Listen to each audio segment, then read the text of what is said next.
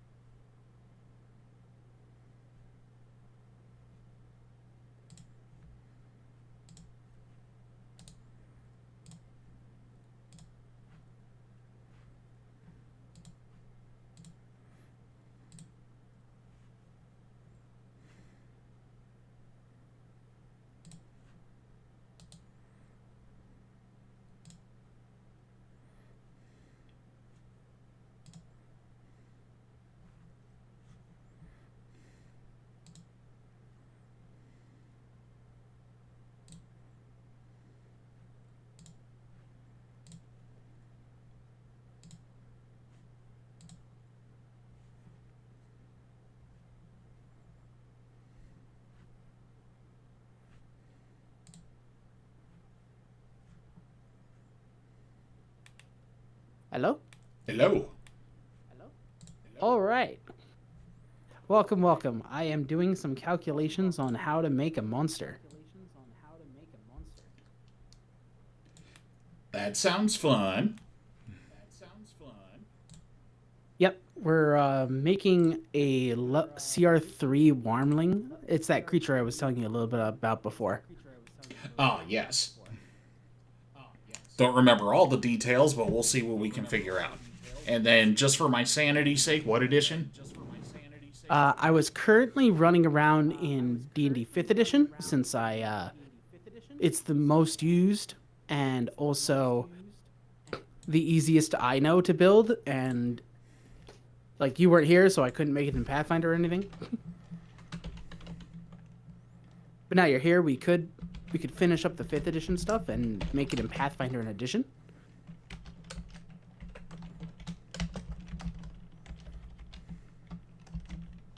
We'll see where things go.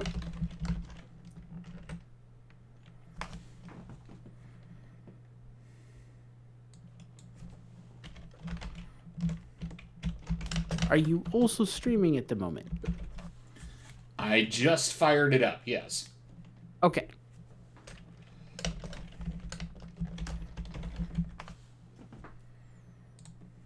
I'm just changing all my categories and stuff because it's saying that I'm still playing Resident Evil, even though I'm not. Yeah, it does say you're playing Resident Evil 2 here.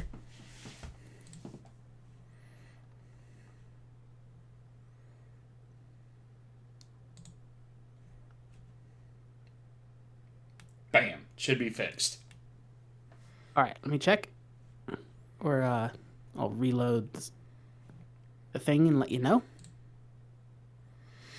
Yes, Pathfinder 1E monster making.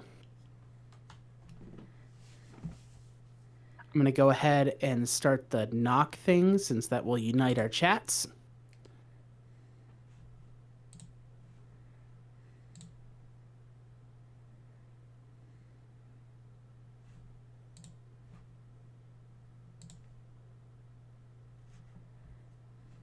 Okay.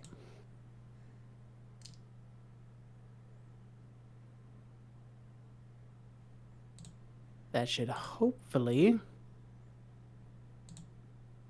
unite our chats a bit. Okay.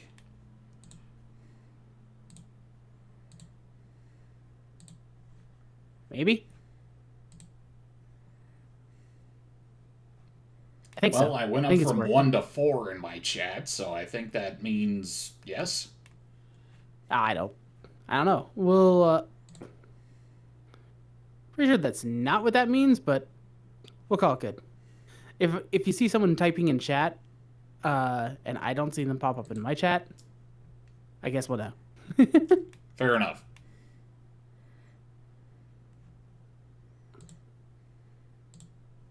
Normally it gives me an alert when that happens. Anyway, so what we got so far is I was debating whether or not to give this thing a strength score of 18 or 16. And I got a handy dandy nifty chart here that tells me the average damage per round that it's kind of expected to throw down between like 21 and 26. So like I'm trying to hit like in that number, that little sweet spot. 21 to 26 at a CR3? This is counting all attacks.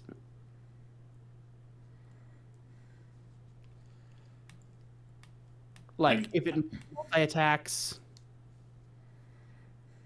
if it's like using special, this is also just like a little bit of a guideline. Mm-hmm. But like, okay, so let's take what we got so far and say we have 2 wing attacks, right? Okay.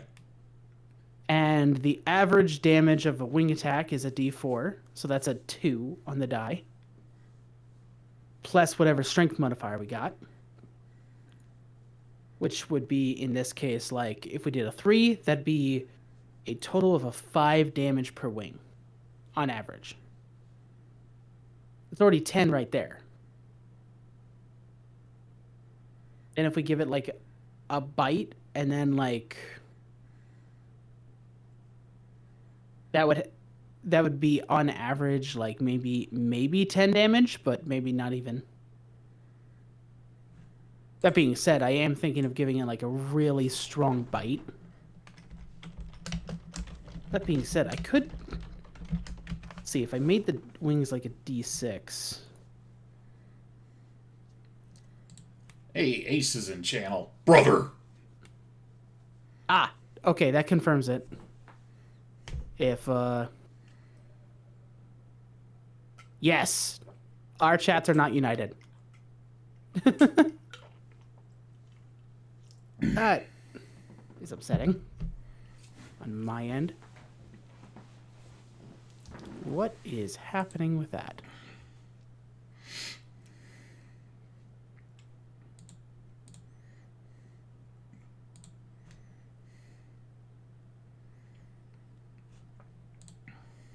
Start sharing chat. There we go. Okay. Now I'll be able to see everything. Splendid. Excellent. Okay, so yeah. Do you have a little bit of my stream pulled up in your window so that you can sort of see what I've got pulled up here? No, but I can fix that. One moment. Okay. Because that'll help the people that are watching from your end see what we're working with.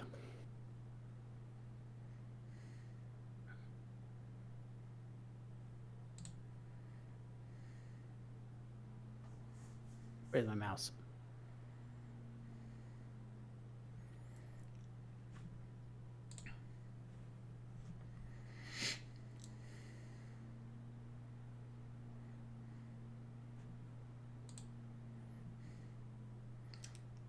Well, yeah, I definitely wanted to see these ads. That's definitely what I wanted to see.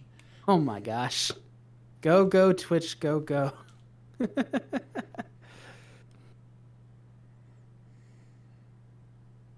right, we got 2 wings. Let's see. If we do a +3, that would be a +5 to hit. Might be better just to do a +3 here.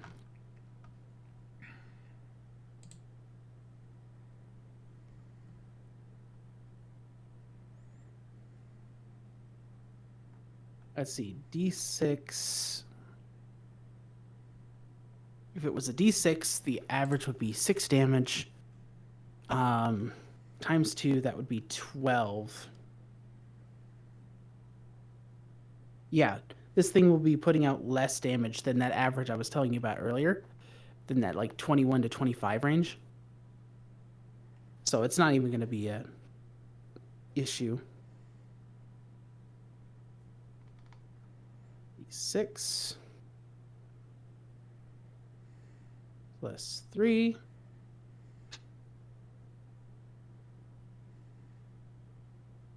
Average being 6 damage. Close brackets.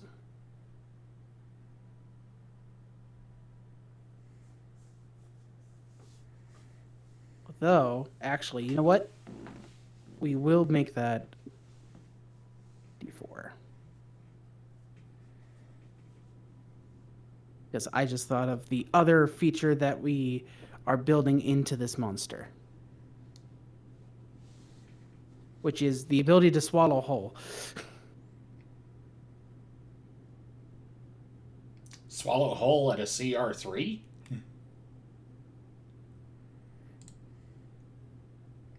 Like, what size category is this? Well, it is. I was making it a large, but could make it a medium. I haven't. This is my first time building a monster in Dungeons and Dragons, so it's yeah, and I've not found my monster manual for 5e, so I can't really say much on that end. Oh, that's right. You wouldn't have the ability to like pull that up, would you?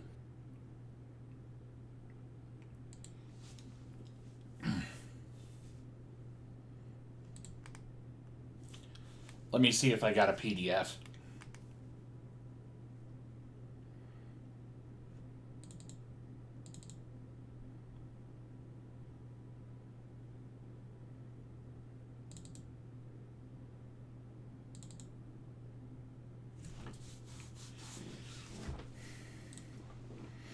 Alright, I do have a shoddy PDF. Okay, apparently in your effort to show my screen on screen, you ended the stream together part, or you're not in the group of that.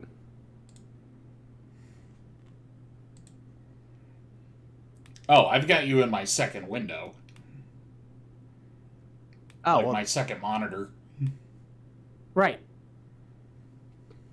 I don't think your viewers can see what we're working on.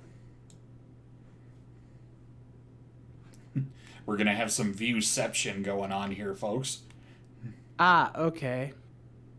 It says that I am awaiting your response to the knock request.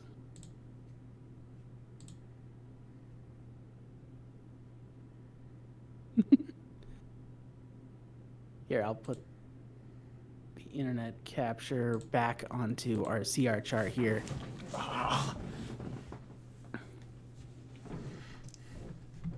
That way you can see what I'm looking at.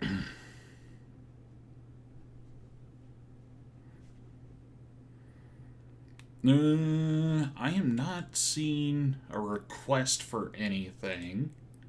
Okay, maybe I'll stop. I'll try knocking again.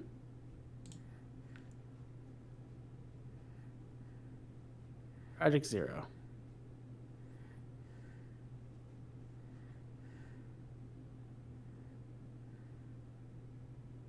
No, it's not doing that. Why is it doing that? I am knocking on Project 0. I am not knocking on Northwest. Ugh.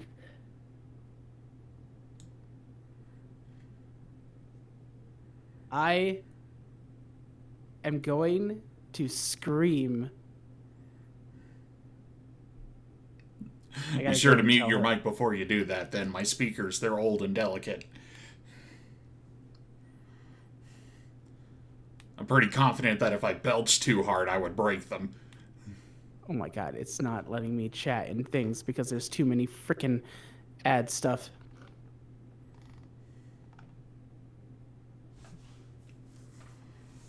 Wait a minute, wasn't it Volo's guide that had the custom monster rules?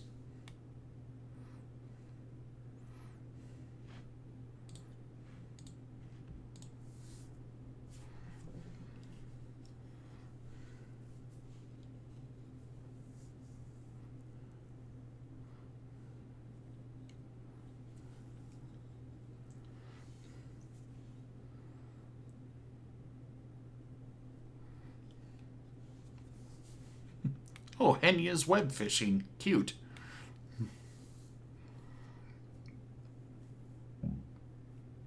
I'm gonna quickly apologize in case if Northwest accidentally gets knock requests from me. Yeah.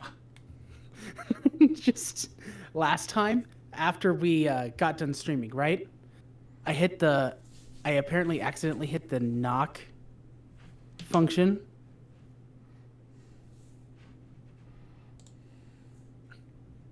And Kale's in chat too. It accidentally like sent a request to my Splatoon buddy to knock, and he's like, "What the fuck?"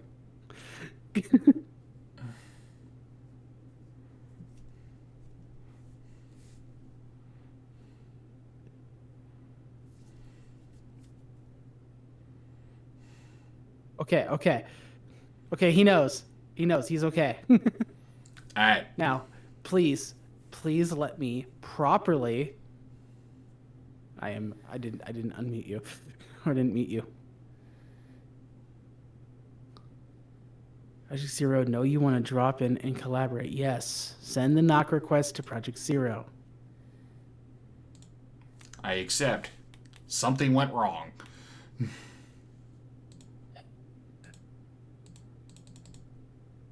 Okay. I'm gonna try hanging up this and stream together. Maybe that was it. Okay. Remember, kids, it's not a stream if there isn't scuff. I can join the stream. What does that mean? Microphone access is denied.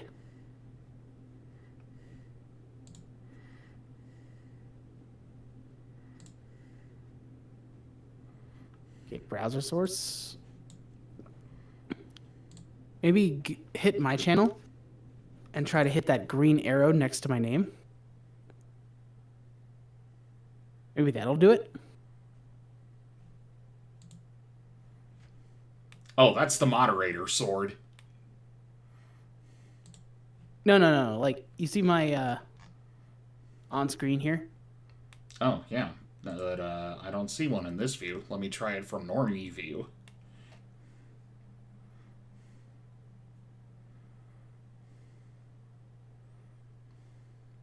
Oh, look, it's ads again. My God. Please, stop, Twitch. Oh, thank God. I got the request on my side. Request accepted. Open stream together. I do not want Twitch to use my microphone because we're already talking. That's all right. Microphone access is disguised. Sweet. Okay, start sharing chat. Share chat is enabled. Thank God. Okay. Everything should be good.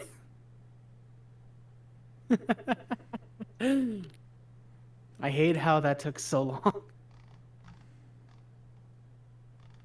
Okay. I got the little icon at the top of my chat window that says we're both in the chat together. So anyway, here is the two different charts I'm currently on at the moment. I found like a little Reddit guide of just building a monster. For example, the good thing is Great Sword deals 2 exactly with players' Great Sword, so scale up damage for them. They take multiple attacks. Okay. So yeah.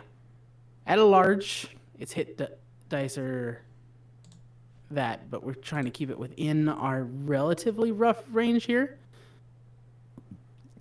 This doesn't seem completely unreasonable or unreasonable with giving it like a slight bonus to one of its stats here. Could make it a little bit weaker too if we add on special abilities.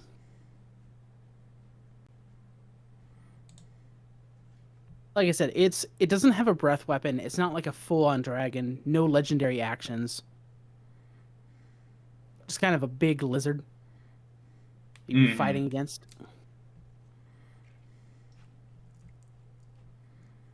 But I'm gonna be honest. I don't know anything about the swaddle hole rules. So, oh my God, did Twitch?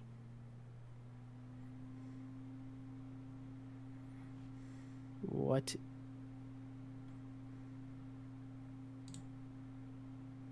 It it keeps turning off share chat. Love it. Love it, need it, want it. That's fine. That's fine. It's fine. Everything is fine.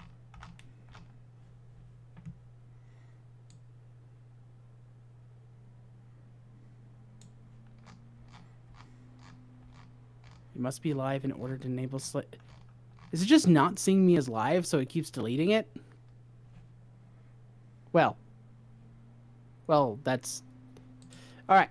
Cool. Anyway, so bite +5 to hit because it's proficiency bonus of 2, +3 for strength. Now, in order to do more damage with the bite, we can increase its damage. So instead of like a D4 for like most monsters, we can increase this thing to have like a much stronger bite. So now, if my calculations are correct, because I'm fairly confident this rule is universal, if you have a CR3 creature that has a bite attack that averages at a certain amount of damage, then things could get kind of messy. So where I lost it. Where's the hit die or the dice damage for the bite? We haven't got that. We haven't put the dice for the bite yet. We were still debating what the damage for the bite yet. The hit is +5 because proficiency bonus 2. In the chart on my top left here is the chart of where we were at. Okay. CR3, and you said the strength was +3? Right. So that would be a +5 to hit. That's as far as I got. Now, the wings, that's easy. I've seen a lot of creatures at this size category have like D4s for wing damage. Yeah, wings traditionally are not intended to be a bat or a weapon, so they usually do less damage. Now, even though like design-wise, I want to make his wings like, or the arms that his wings are attached to, really beefy because they're like digging claws.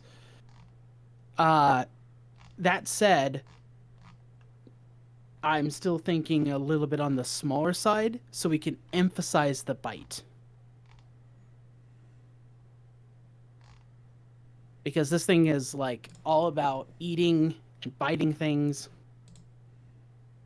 So yeah, it does have wings to be able to manage like more creatures, but it's more of the bite. As for some inspiration here, here's some cute pictures of pinecone lizards. And then we got our little moray eel here. It's like glass shard dagger like teeth here.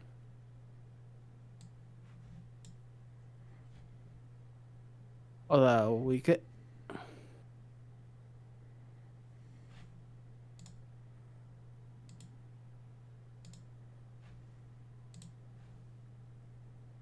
But like I said, we could also like, according to this chart, average damage per round would be, I know that you said that's a little high, going into like 21 per round. Mm-hmm. But if we undercut that and give it a ability like instantly attempts to grab target that it bites, then we can settle for like a lower damaging bite.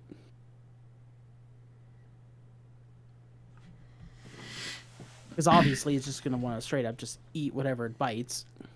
So this is actually reminding me a lot of basically a much, much bigger crocodile.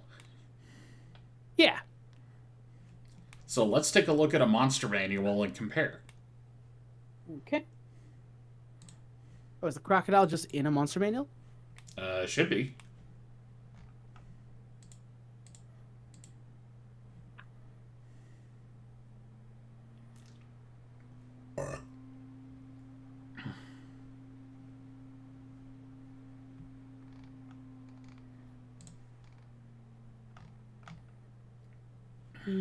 Poker, centaurs. Oh, it might be in the core rulebook because that would be something that you could wild shape into. Makes sense.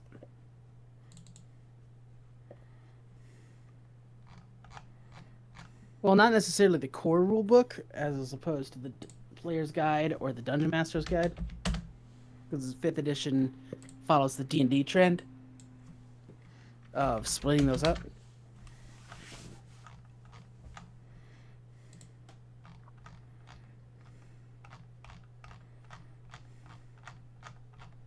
Oh, I picked up the dungeon master's guide. All right, cool. Yep, crocodile, page 305 in the player's handbook. Player's handbook. All right, that's the wrong book in my hands. Give me a second. Doesn't look like there's a dire variant of it. Okay.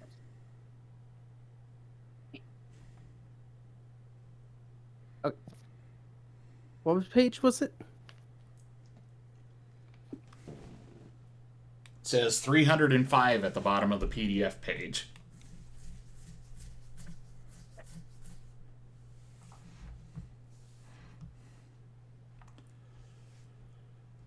Sounds about right. Back of the book here. 305. Crocodile. Large beast unaligned. Challenge rating 1/2. Yeah, it's actually just a little bit stronger than a crocodile, because the crocodile coming in at a strength of 15.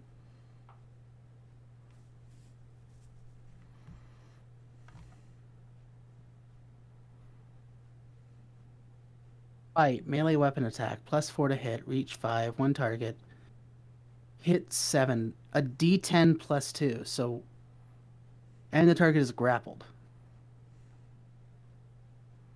So yeah, it's just a bigger crocodile. Dire crocodile is what we're making right now, with wing attacks.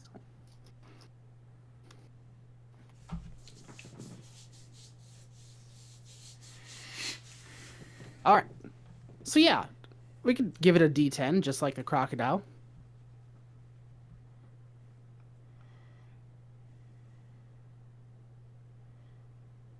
Oh.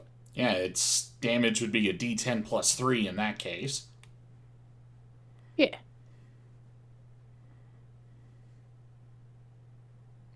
Actually, let me grab my guide for Volos, because I'm pretty confident that it had custom monster rules in it. So that'd be an average of 8 damage.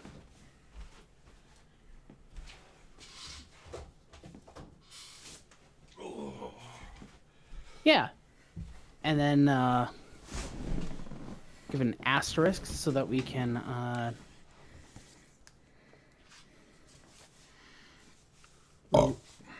excuse me. Refer to it later. Or maybe I'll put the asterisk right after the word bite. Man, I did not use this book much. It looks brand new.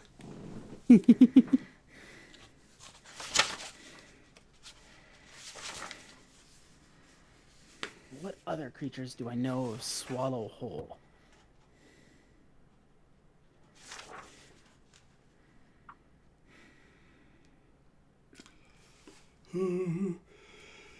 Purple Worm probably has it.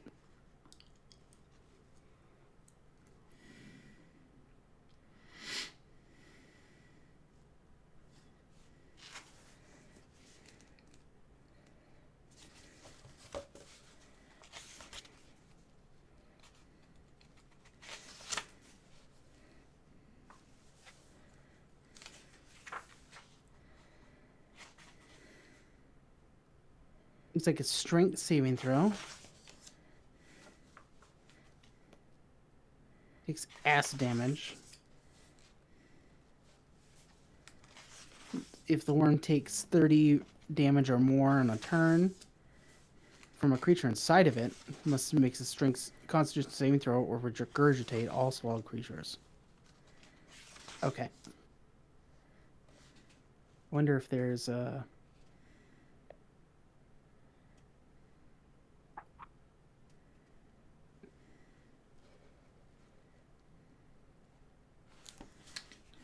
It does not. I must be thinking of a different book. Sorry about that. Oh, that's fine. Customizing NPCs. Swarms. I think you'd have customizing monsters in the back of the monster manual, wouldn't you? I'm sorry, what was that? You think you'd have customizing monsters in the back of the monster manual. You used to. But in this one, it just says miscellaneous monsters.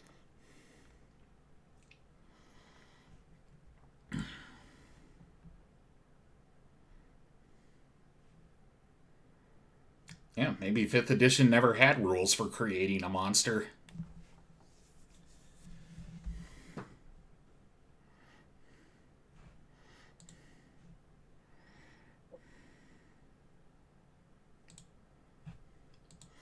Actually, there is something that I noticed that did irk me a little bit. Yeah? I saw that a direwolf has more strength than a crocodile in the monster manual. Well, I mean, it is a direwolf. I suppose there is a supernatural component to it, but that still strikes me as off. I mean, it is a demon wolf. There might actually be... Hold up. Is there not a dire crocodile? There is not a dire crocodile in there. Probably because none of them went... Florida is not normally the adventure. No, but the Sword Coast is. I'm just trying to be funny at this point. It's not quite the Lizard Man. I bet you'd probably find a lot more dire crocodiles around the Young T. Oh, yeah.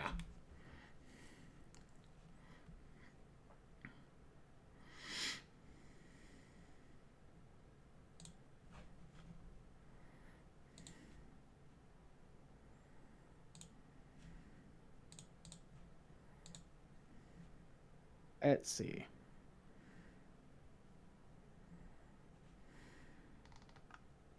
What was that thing that Blood Skull King summoned the other day? Do you remember what it was named? Oh, the Slod? Slides, that's it. Should be SLAD. Slotty is the colloquial term for all of them. U74. Because they are roughly not a purple worm, but I think some of them do have the swallow whole ability. Give me an idea of what we're looking at here.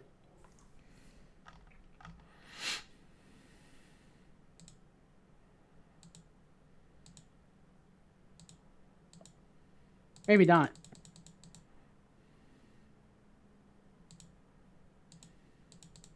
Nope. I was wrong.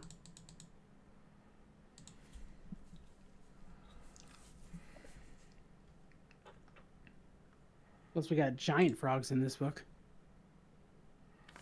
Giant toads did used to be a thing in the older editions. Well, I'm just saying, because like I opened the book, right, to the list of monsters, right? The context of monsters. And there's literally a frog eating a man. Yep. So I'm like, okay, well, what page would that be on? Because that sounds like the right SAS category and the right CR for what we're trying to build here. So we can just take a look at it.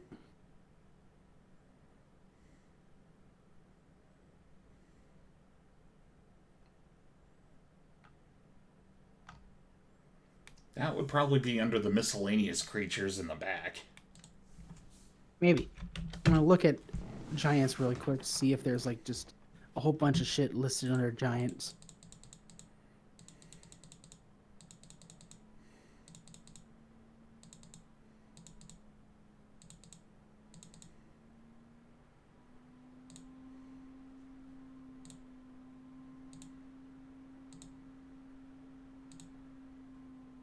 Mostly just giants, and then the gibbering monster. All right, going back to the appendix. Miscellaneous monsters. Oh, giant crocodile is in the book. Is it? Yep, it is page 324. Right. We got it at the very back of the book. I just found the giant animals. So yeah, giant crocodile. Okay. That is challenge rating 5. Actually stronger than what we're building. 21 strength. There you go. Is that stronger than a direwolf? And it's huge size category. Yeah, it's got a tail attack too. I mean, to be perfectly honest, for what you're intending, I would probably just dumb down the strength a little bit, give it a fly speed, and call it a day. I'd actually give it a burrowing speed. Yeah, you could just swap out the swim speed for burrow. Of course, at that point, you might as well just give a bullet a pair of wings. A what? A bullet. A land shark. Oh, yeah, that thing.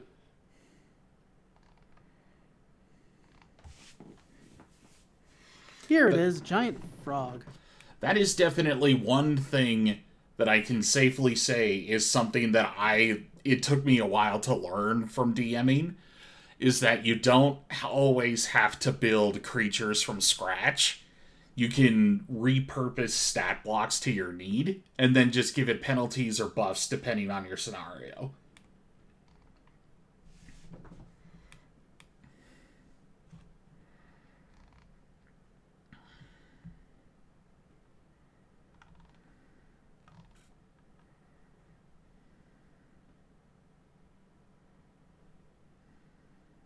Yeah, I think I'm going to take the swallow ability from the giant frog, literally just a couple on the next page, and add it to this. Yeah, you could do that. Increase the bite as a D10 plus 3. And then it has the ability to swallow something.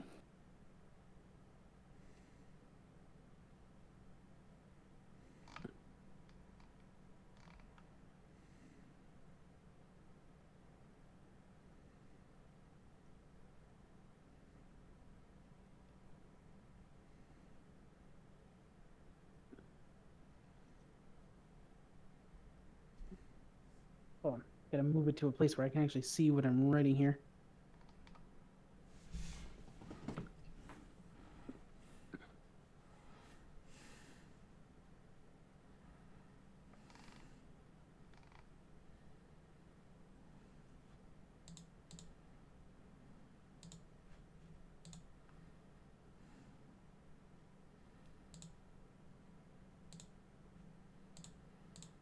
Since the giant frog is a medium-sized creature, can only swallow small-sized, we'll say that it can do against a medium or small.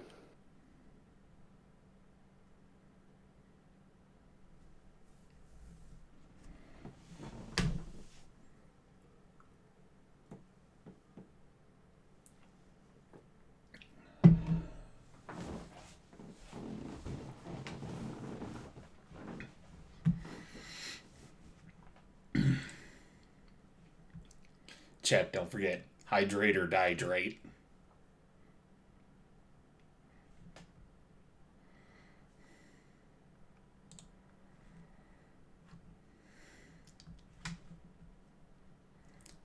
Kale.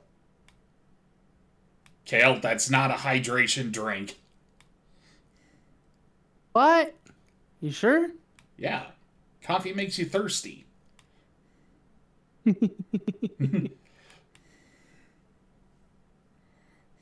So is motor oil. Oh, because it's so good hydration, it makes me drink more.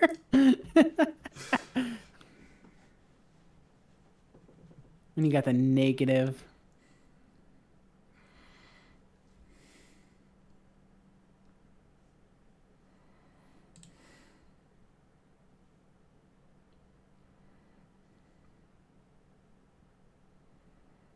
Okay.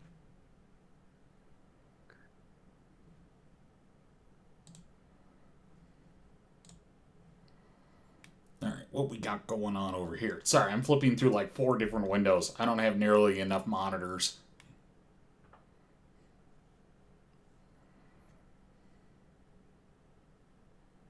Yeah, don't worry. I got it. I had to flip over your chat for a second to do that. I can, though, if I go back to here, just put your chat on screen and call it. That way we're not having chatception if you pull up my stream. Yeah, fair enough. I'll brute force the stream together.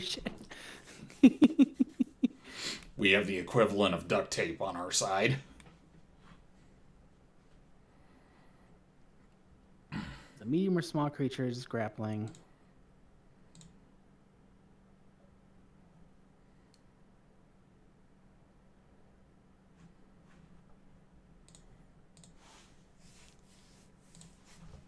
On hit.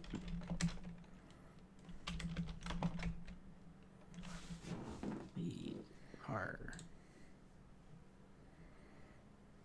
Up, up, up, up, up, up.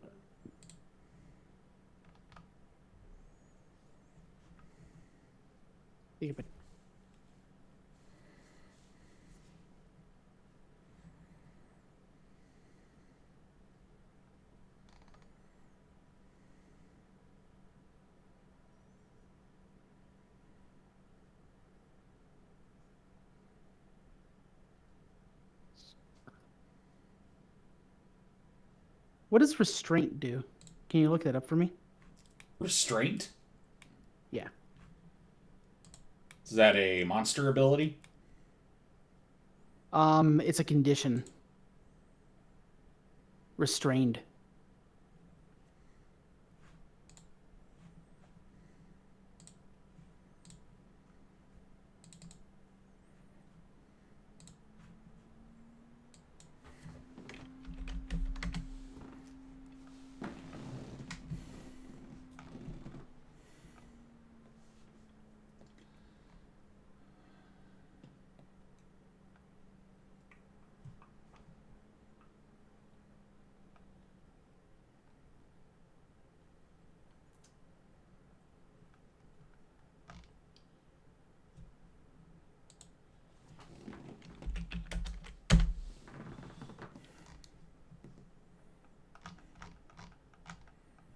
Alright, restrained.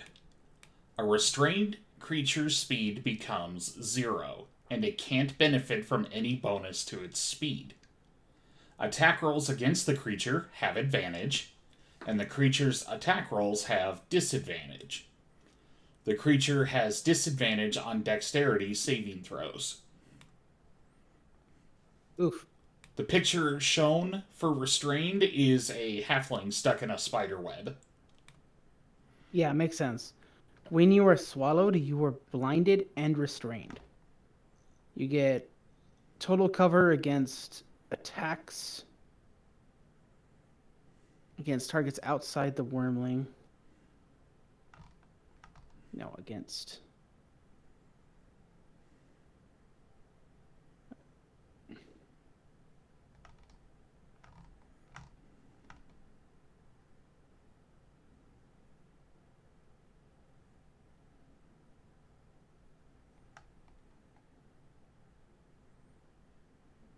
Outside the wormling.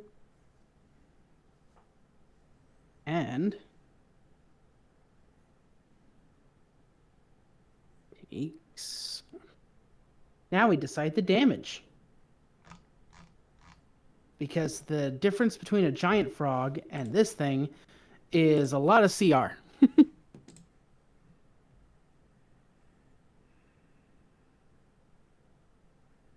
Cookies and coffee acquired. Ooh. Ooh, tasty. It's a diuretic, so it makes you pee more. So you want to drink more water. Or just eat more watermelon. Coffee and watermelon actually sounds pretty good right now. I'm not one for coffee, so...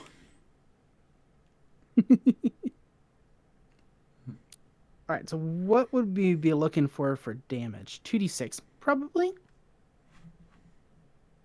Sounds atrocious. Why? No.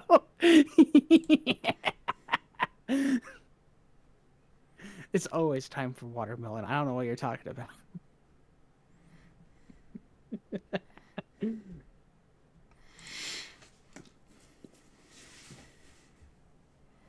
The only reason I... Go ahead. Oh, I was just gonna say that, honestly, the D10 plus 3 for the bite still sounds fine. Well, I'm not talking about the bite now. I'm talking about the acid damage for the stomach. I don't know if that applies to many swallow holes. I mean, I'm looking at the giant frog right here. It does acid damage? Yes. How much? For the giant frog.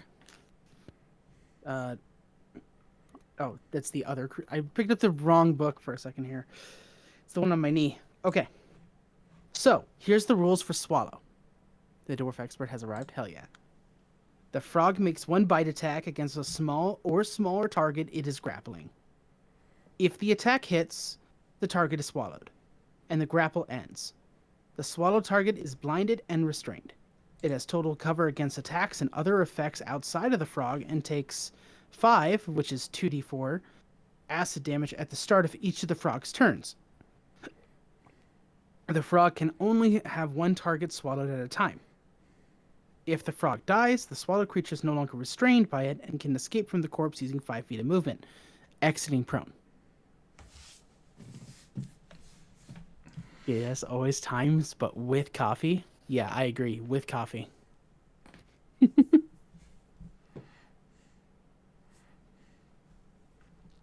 just haven't had watermelon flavored coffee yet. That is something I wish to never hear again. Stop that. I have never liked coffee. Coffee, for me, has always been the epitome of bleh.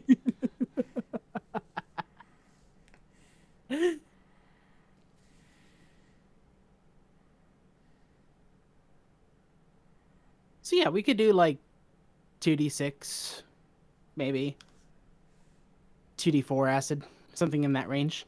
Honestly, I would try the 2d4 acid and then see how it goes. Yeah, it would also has to get to that condition, so... But having all this stuff stacked on one creature would definitely do it, so... Hey, Thornton. We'll just take the damage straight off the giant toads thing here.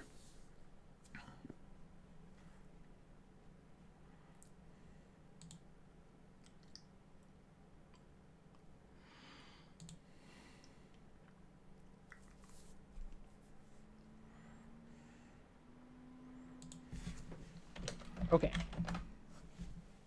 Are you building it in Pathfinder? Is that what I'm seeing you doing? I'm just flipping through lists to get ideas, but... I mean, my channel does say monster making in Pathfinder, so I figured I'd better do it. Tog. Yeah.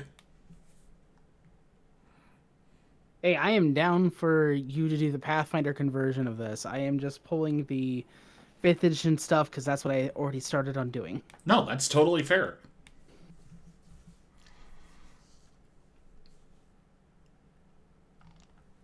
Yeah, challenge rating scales a little differently in Pathfinder compared to 5th edition, so these numbers are gonna get weird.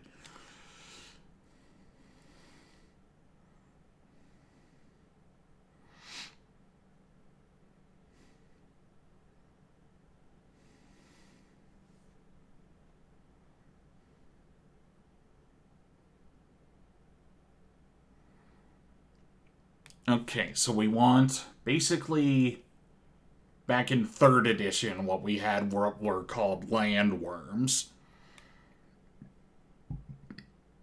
Except you still want them to fly.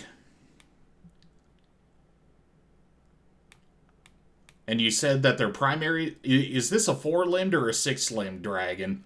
6. 6, okay. So it technically qualifies under the category of true dragon.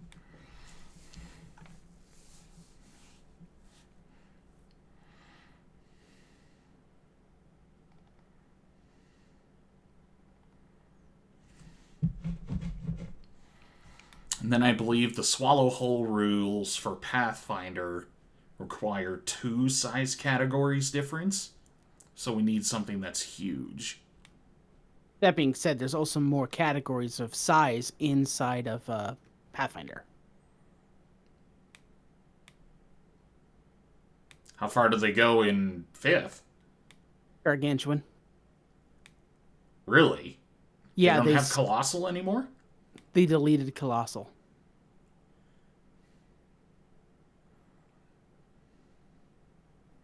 Well, that's a little disappointing, but oh well.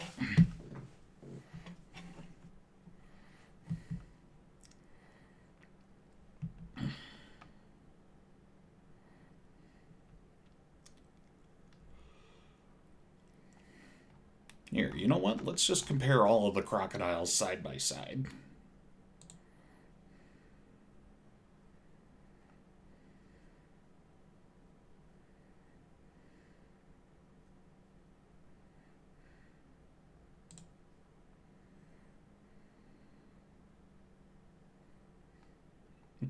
That is true, Kale, but we will save that for a whole nother discussion. The only thing disappointing about D&D these days? Yeah. Not the only disappointing thing about D&D these days. Yeah, that's what I'm saying. There is a lot. Hey, did you know that most of my characters for all my campaigns were in D&D Beyond? Did you also know that I never bought the core book, so it just now no longer allows me to add anything from the core rules book to my characters? Ugh.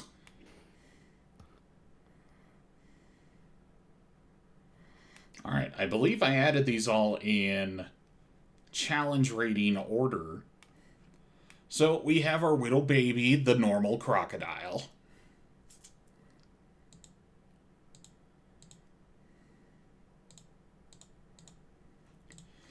Let's see here. Stealth in water, death roll, grab on the bite, hold breath, low light vision, sprint, swim, and then it can trip on death rolls on a trip attempt.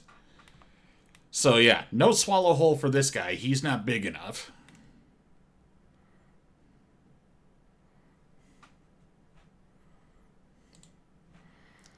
Let's see, how about the Chadley Dire Crocodile? Yep, he's got swallow hole. That's the same in, well, 5th edition doesn't have a swallow hole on either of the crocodiles. Mm-hmm. But it does give the full what you would expect from a crocodile to the giant crocodile. Mm-hmm. So in other words, the giant crocodile is the actual crocodile, and the other crocodile is a baby. Kinda, yeah. There actually is a stat block for a tiny caiman crocodile in here, and I think it's a choice for familiars in ultimate wilderness.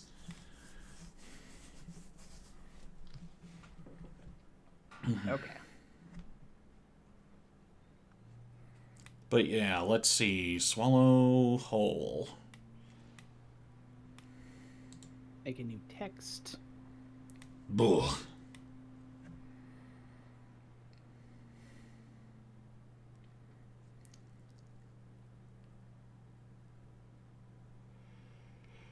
Alright, unless otherwise noted, the opponent can be up to 1 size category smaller than the swallowing creature. Being swallowed causes a creature to take damage each round. The amount and type of damage varies and is given in the creature's statistics. In this case, this guy has 3d6 plus 13 bludgeoning. Yeah, they do a lot more damage if you swallow whole in Pathfinder. I know that much. Oh yeah, that's because the scaling is so much different in Pathfinder compared to 5. But still, this is the first crocodile that actually has swallow whole. The other crocodile just simply isn't big enough. Yeah, we're definitely going to make this creature a lot more scarier in Pathfinder because Pathfinder characters have a lot more to deal with this kind of stuff. Oh, yeah, absolutely. This guy, the Dire Crocodile, is a challenge rating 9 by the look of it. So, party of 4 9th level characters. And where's its movement speeds? Swim speed of 30 feet and a land speed of 20 feet, but it's also got sprint.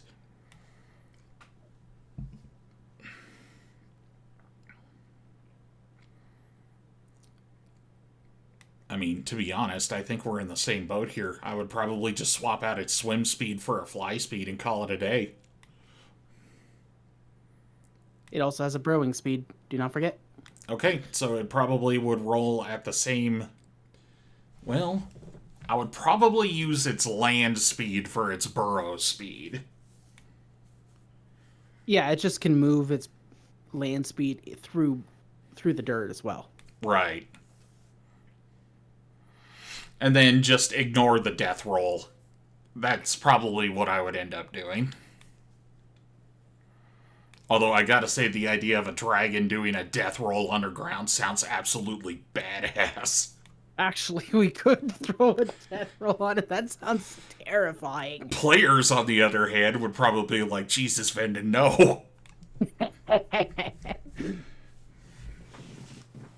It's smart enough to do it.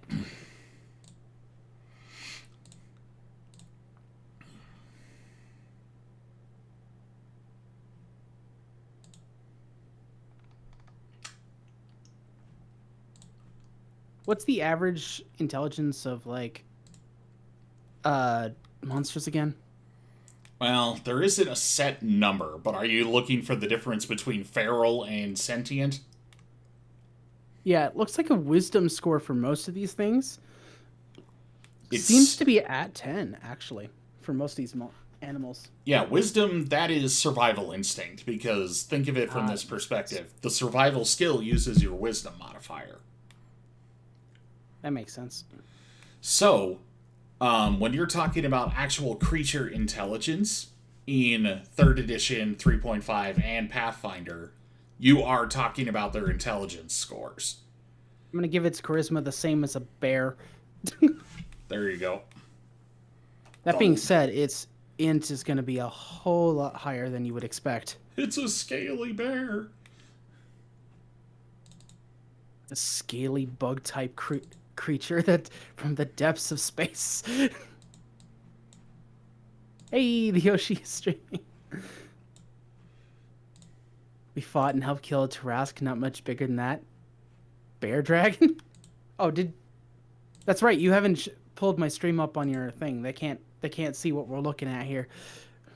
Well, they can't see what you're looking at, but here, I'll get it.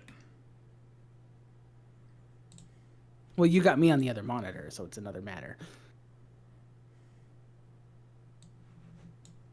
I was just pulling up an old meme. Yeah, so we got like a digging head here. I looked up what type of lizards could dig here. So it's got like a triangular type head for digging. In addition, it can use its like multi-limbs to dig. There it is. What is this? Help Venden fuck over his current party. Venden's old party. You're not bad guy. Look, you're bad guy, but you're not bad guy. I'm in that photo. Yeah, you are. I had you. I was thinking that you were either going to be like definitely not Kano or the copyright or legally distinct. Oh fuck, what's that thing called? Giant floating eyeball. With tendrils. They can dream more of them into existence. That is Beholder. Beholder, thank you. That is Beholder 4th edition.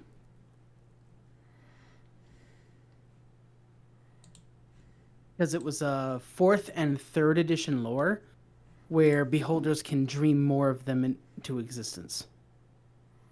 2nd edition lore had them puke up baby beholders. Now, observers were mostly created from beholders, so it's... I think they kept some of the old beholder lore for it. Oh man, I should dig out my Lords of Madness book. But it was definitely beholder lore because how it goes is a beholder accidentally dreams itself into existence. Like its dreams become manifest because it's psychic. And then it wakes up and realizes it has to either kill its other self or die from its other self killing it. Because they were too vain and self-important to live with the other one existing. Basically became Highlander. There can be only me. I have accidentally dreamed another me into existence, but there can only be one. And so either one of them runs the fuck away because it's too afraid to fight itself. Fair, honestly. Or it dreams up, or it just goes on the offensive and then it's like a death fight and one of them lives. Hey, it's Winry. Otherwise known as Gaming Fox. Yay. I don't know if you remember 10,000 years ago when I talked about the gunslinger who was in my second Pathfinder game. That's them. Oh yeah. Who was the one you said was begging you to play Pal World? That's right. Oh, that's Kale. That's Gotham Kitty. Yeah. And it wasn't more begging than it was an ultimatum. I noticed you've been playing Pal World for the last 2 days. Well, I'm actually enjoying myself. And honestly, it's your fault. Of course. What's that? The actual promise that Pokemon had fulfilled? Hell yeah, if it didn't like crash my system and I was able to play it on my PC, I'd be playing it a lot more. Mm-hmm. I've been waiting until they actually like properly smooth out the bugs. They have smoothed out a lot. Honestly, in this current edition, if you haven't tried it, give it a try. I could pop it open after stream, update it, see how it goes. All right, so I'm going to bring it back over to my Pathfinder screen here. Right. Now it is time for the Pathfinder section of building this monster. But no, and really, now we're going to get crazy. I think because first edition genuinely has so much content that we can draw from, I really think they did our job for us with the Dire Crocodile. Just needs a fly speed and a burrow speed, drop the death roll just to be polite, and then it's done. Yeah, drop the death roll, add the ability to puke babies. There's probably a monster for that, but I'm not going to read that. Miko, get the hell out of here, Winry. Hey, it's Winry. Get the hell out, Winry. Oh man, Migos are so messed up. Like that's the point in the Lovecraftian lore where you stop and think, am I the problem? Oops, all fungal buzz wizards. Yep. That's right, Migo. So, let's go back to what the main stats or main points of this monster. Okay. If we look at my handy dandy artwork sheet here, in the lower left-hand corner, if I can find my frickin' mouse. Which one is it? Yep, that one. The main points is swallow whole, dig speed, bite, and possible mechanics for puking children. That's what you meant by that. So it reproduces the same way that the Screamers did in Tremors 2. I'm sorry, the Shriekers. That's been a really long time. They literally just eat enough, yes, and when they have enough calories, they vomit out another one. Well, it's something like that. If you remember, this thing stores its young in its inner neck pouch, eats pretty much anything it can just get its jaws around. It burrows into a planet and just basically just goes to town. Lives in a community of other wormlings. Adults can fly between planets. And it's inspired by the moray eel and the pinecone lizard. Wait, this thing doesn't need to breathe? No. I am very sorry, Mal, but I cannot give this thing a CR3 in good context. I would, CR5 is where I would start on this thing. See, here's the thing. This wormling here that I have in a CR3, right? Uh-huh. That's a young wormling. This is like a very young wormling that is not old enough to leave. Or to, not old enough to fly into space, not old enough to properly leave the planet. It's effectively grounded.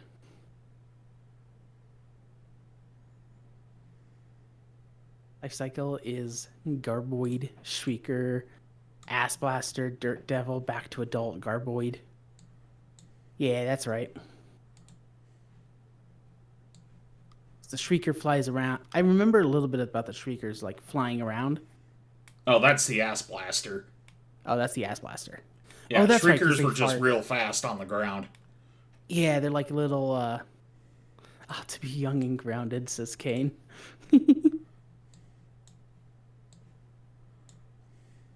Yeah, both of those things at the same time. That's definitely something. But... Oh, well, this is strange. I'm not seeing your chat. Hey, wait, there it is. I'm cheating the system just like you cheated the system. I've got your chat billboard in my stream. Chompy footballs with legs. Indeed. But once it gets older, that's when it gets on full intelligence. It's got the ability to fly between planets. Store its young in its pouch to fly without them dying in the depths of space. And that's where we get the real fun parts.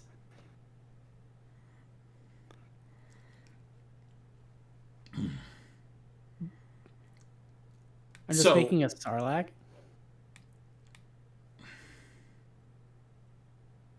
Maybe. So my next initial thought is that comparing this thing as a CR3, making a CR3 fighter just to measure in scope next to it. So assuming the fighter has a 16 constitution, that's a bonus HP of 3. And then also assuming it has average hit points, that would put this guy at 26 hit points to fight this thing. Wait, what? We have Sarlacc at home. No, we have Sarlacc from space. It's very different. Sarlacc's home is in the dirt. This thing is from outer space, so it flies around. They're just store brand Sarlacc. Last I knew, Sarlaccs did not have intelligence. They were literally just...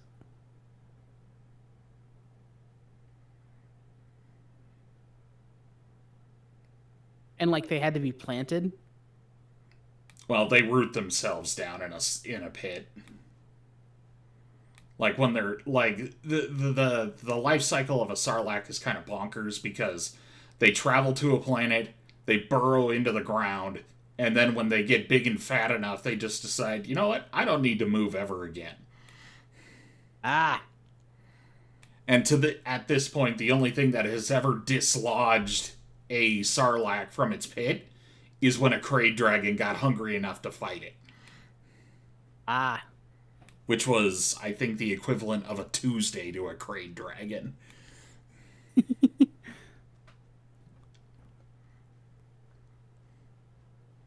Gold stars for anyone in the chat who has any idea what we're talking about.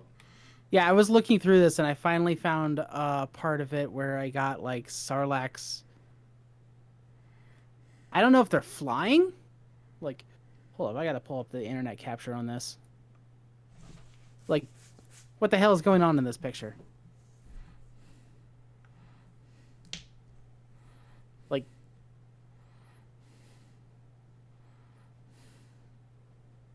do they just levitate?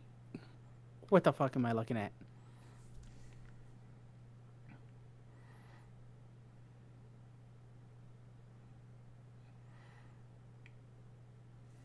Oh Lord, Sarlaccs with legs!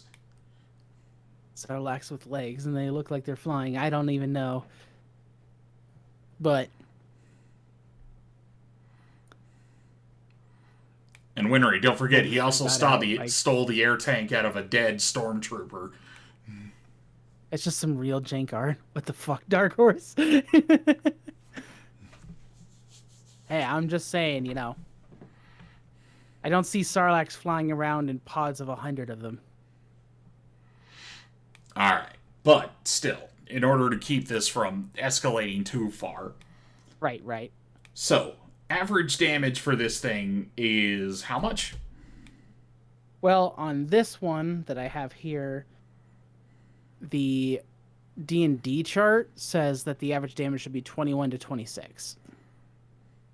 At a CR3, correct? Right. So, assuming the same logic, we have... We'll just call him Ted, the big dumb fighter. Ted is a level 3 fighter. He actually took the initiative and got 16 Constitution. Sound fair?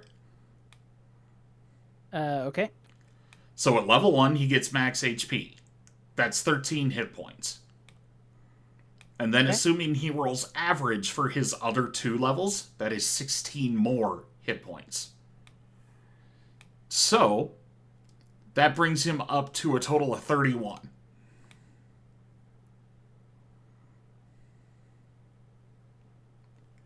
Okay. This Wormling, 2 shots a 3rd level equivalent character.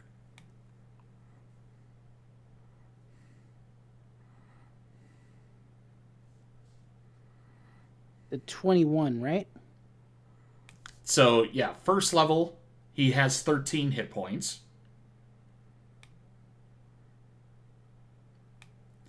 Then at 2nd level, if he got average, Ted gains an additional 8. And then at 3rd level, if he rolled average, he gets an additional 8.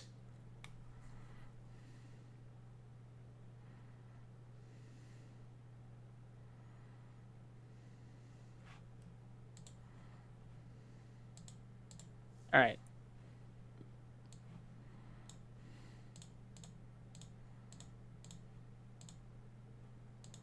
It's 29, right? Oh, yeah, so I gave him more hit points. Because you said 8 per level up. Yeah, assuming he got average.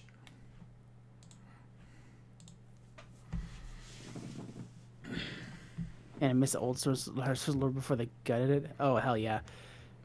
Gotta be back in that old one. This cannot one round a fighter. No, that's why I said 2 shots. You are also... We also gotta add 5 to that HP. Why is that? Second wind.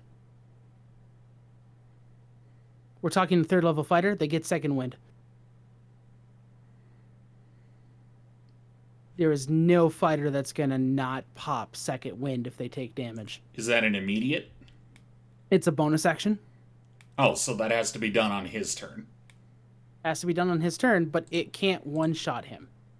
In our damage, it cannot do that. But it two-shots him, is the point we're getting at here. How many attacks can this guy attack with at a time? Well, at most, it could hit with 2 wings and a bite. As we've stated before, the 2 wings, 10 damage, plus the bite damage, which is 8. So yes, it can do 18 damage per thing. But also, this is a creature that is not designed to go one-on-one with a fighter.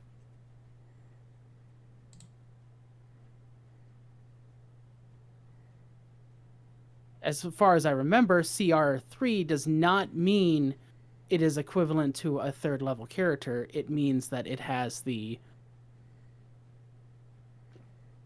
it is designed to fight against a 3rd level party. Or a group of characters. That is correct. The only thing I'm trying to point out here is that it is mathematically possible for this guy to kill a character in one go. Because the wings, if I'm reading your list correctly, says 5 average damage. Right. So 2 wings, that's 10, plus 26 is 36. That's more than the second wind could handle. So even then, good night, Wait, fighter. How are you getting... What do you mean 36? 26 plus 10 is 36.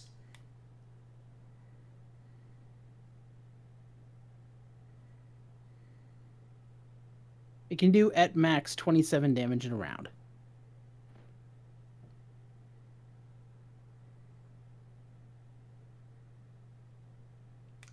Or are you talking 2 rounds? No, I'm talking 1 round, but I guess I'm not sure where you're getting your numbers from. Where are you getting your numbers from? Because it's a D4 plus 3. That's 7 per wing. So plus 7, that's 14. Then the bite is a D10 plus 3. That's 13. 27. I'm talking about that list that you brought up as the applicable for the level. The one you found on Reddit. Yeah, the CR list? Yeah, I'm saying that list is way too high. Damage per round, 27 to 26. Or 21 to 26.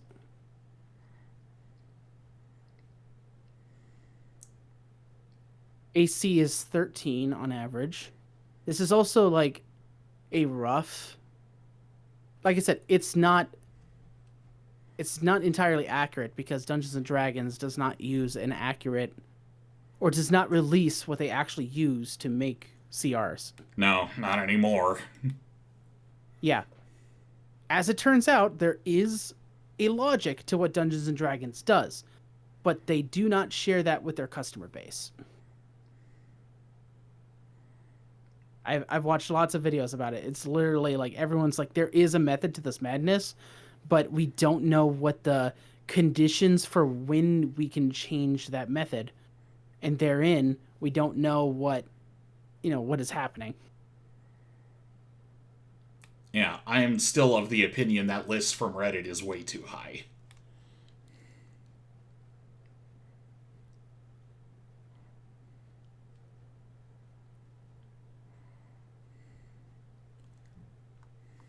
I mean, sure, but I'm just like, I'm not understanding how you were getting 36.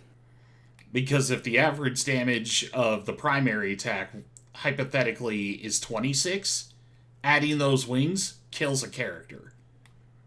Wait, why would the average damage of the be 26? Because the list showed that the average damage of the primary attack is, what did you say, No, 21 to 26? Of the primary attack? No, that's total damage. Between all attacks. I didn't see that on that list. All right. I'll drop it then. I told you that was the list the condition at the beginning. This is total damage that the creature does per round. Like here, let me just pull up the internet capture again. It's like, no, this is just pure damage per round that the creature can do. So like among all attacks.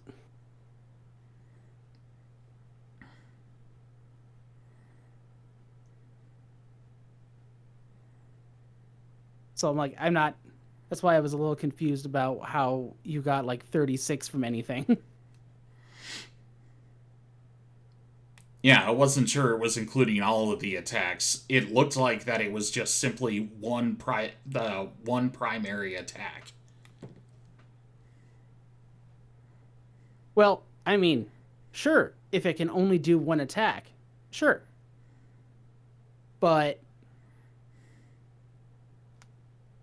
this is like purely what the creature can do per round kind of thing.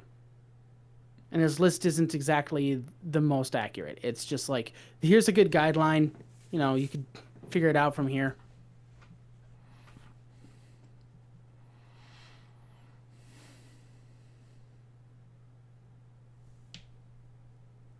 All right. I think I got a pretty decent creature here. Yeah, all things considered, now that I understand that chart a little better, yes, that feels a lot more reasonable.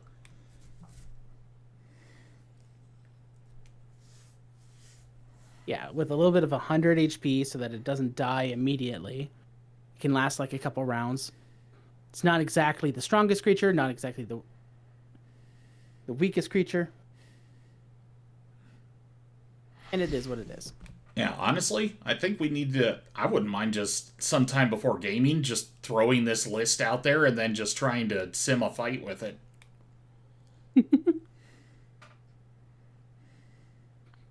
Alright. Shall I leave it to you to build this in Pathfinder then? Well, I mean, we can do that. I'd still want you here, obviously, to put your input in. It's your critter, not mine.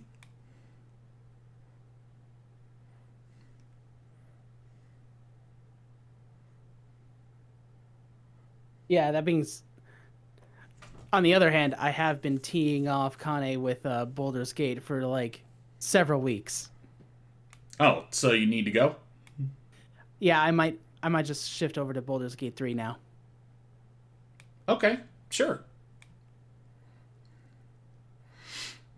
I'll see you in the next one. Have fun either building it. It's Kane's saying it's okay if I don't. So, Kane, you get to decide right now. Further Monster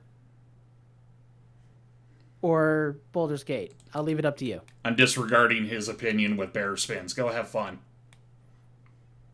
With bear spins? You remember last week when I had the spinning bears emote?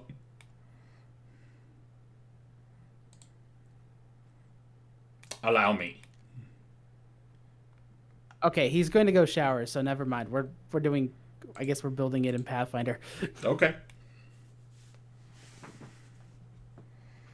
Alright. Move over to Pathfinder then.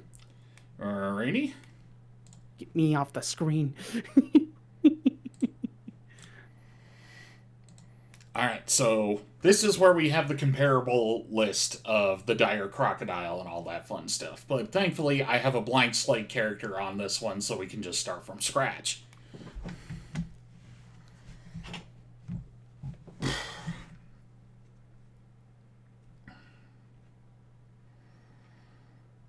There, brute force. Now, you'll have to bear with me here, because this is not something that I've done often. I usually just repurpose other stat blocks that exist. That makes sense. It's easier just to steal a stat block than it is to make your own.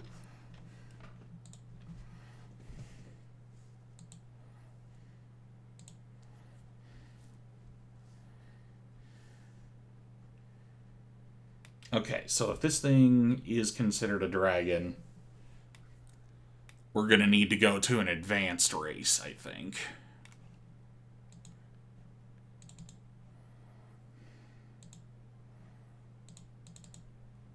Yep. And then the size category you said is large? Well, what... Yeah, we might as well throw it in large. See where we go from there.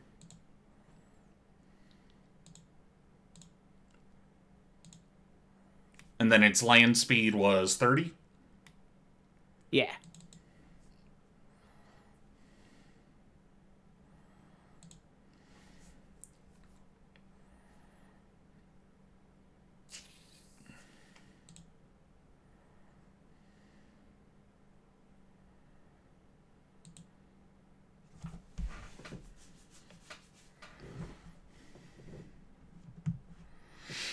And then primarily, these guys would be more physically focused because it didn't look like they had much in the way of spell-like ability.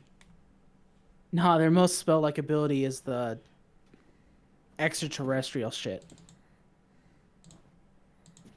Alright, we're gonna dump wisdom or intelligence for this thing. That's actually not what we're dumping.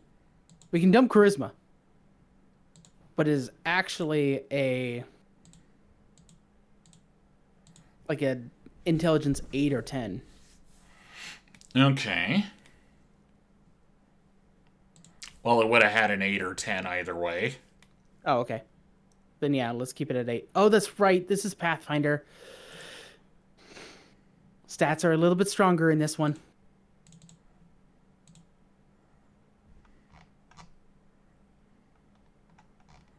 Just get these out of the way so it doesn't blare at me. We could throw either deep speech or draconic on it. There we go, draconic.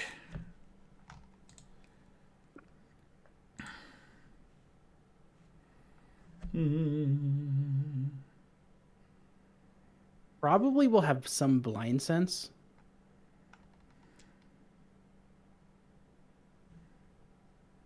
Since I see most burrowing creatures have a sort of blind sense so that they can just sense when you step on them above, like from 5 feet above them.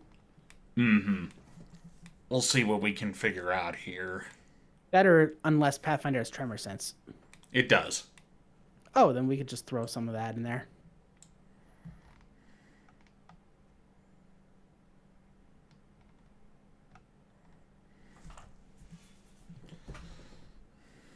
Tremor sense, right there in the middle. Right above weaknesses. Or is that something else I'm not seeing? That's treasure sense. Ah, okay, that's not... There is blind sense. I guess we'll have to just give it blind sense then. Wait, what's mind sight?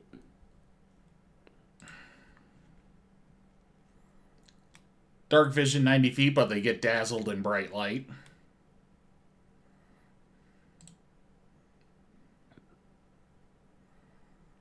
Why can we not give it blind sense?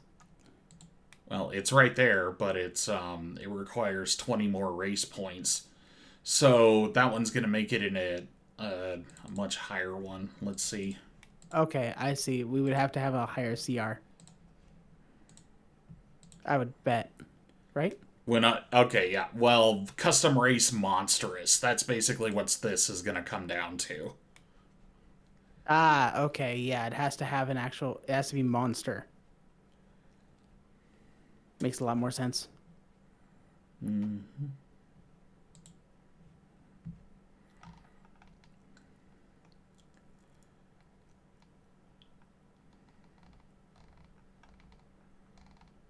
I don't see why it would need damage resistance. I don't see why I would need that. Yeah. Ah, there we go. Burrow speed.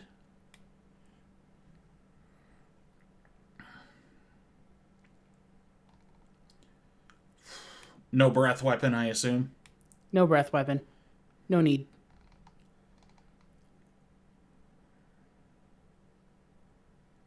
Unless we make the puking babies a breath weapon. That would be really messed up.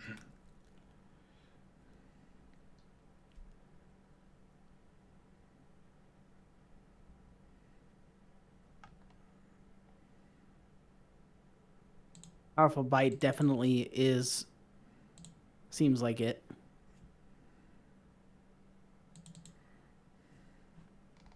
Yep, I gave it a natural attack for wing. Yeah. Do we have the swallow ability on this? That's what I was just looking for.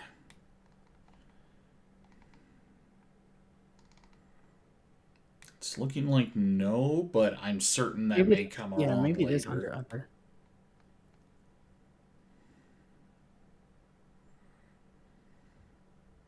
I'm sorry, I talked over you. What was that? Well, I said maybe it is under other, but I'm not seeing it here.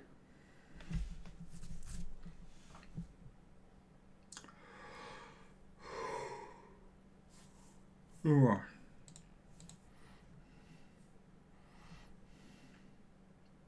Maybe reloading it will let it do it? Now you have powerful bite there?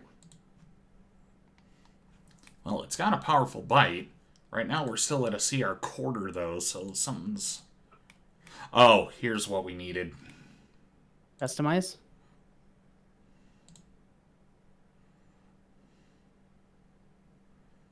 Customize racial feats? That might allow us to throw a swallow on there. Yeah, worst case, I'll probably have to just put it in adjustments. It might be a feat. I know that you get like a bunch of monsters getting feats in addition to that, so. Alright, it doesn't have auras, it doesn't have fast healing or regen, it doesn't have DR. Not right now. We might add something later, depending, but I don't see why we need it right now when we're trying to get the basic shape of this on paper. Mm-hmm. Ooh, that is a lot. There's the dungeon. No, Diablo 4 special conditions angle.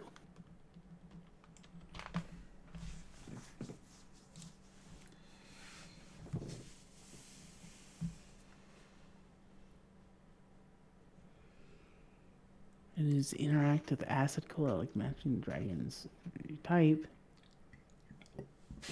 Oh, okay. That's interesting. Do we have like... Wait. Back out of this one. See, that's add special attacks with damage dice on the left there.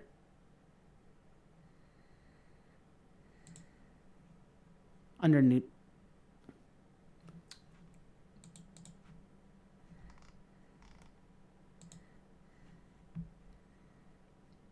Yeah, this looks better.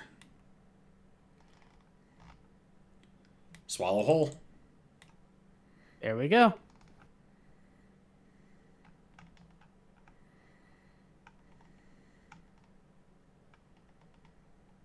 That makes so much more...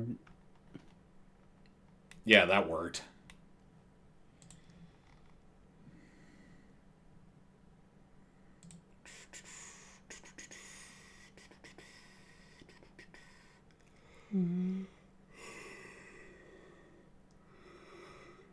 Add racial bonus feats.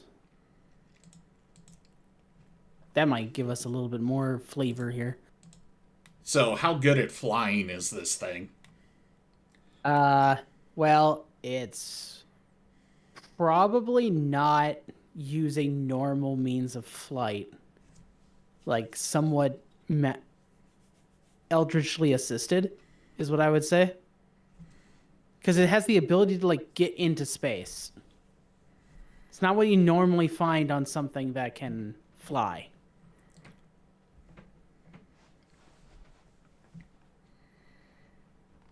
Yeah, we might have to... I think I know of an ability we can use later.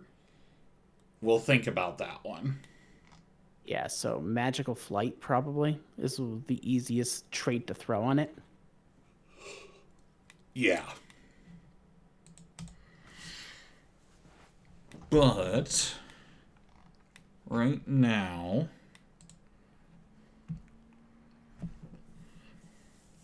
I am looking for where I can adjust its size category. That would be at the top.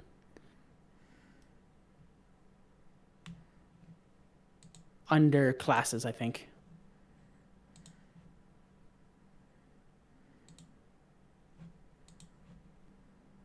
Oh, actually, you had...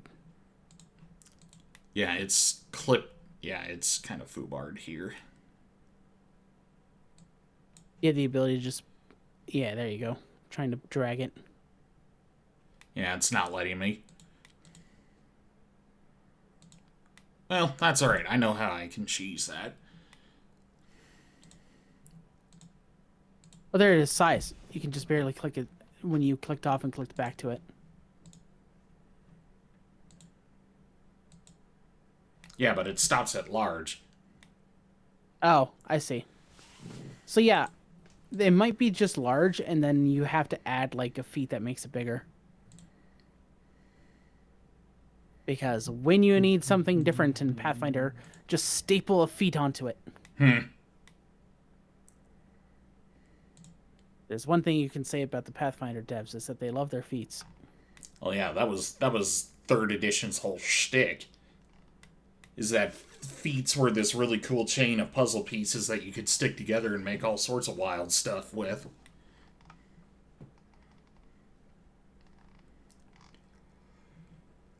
I just want to give it hit dice game. I don't want to give it class levels.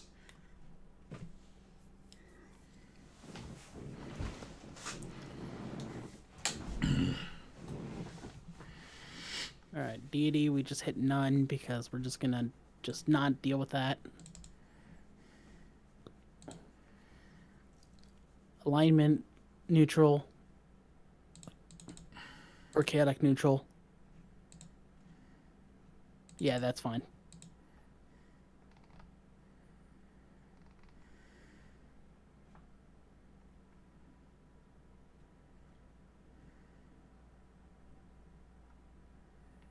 Alright, we already added the Burrows feat, that's right.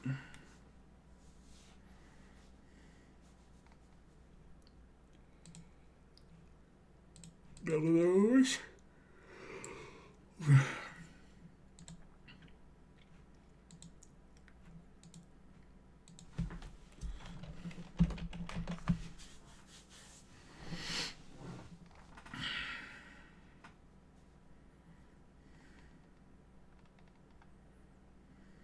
These look like spells, so I'm not...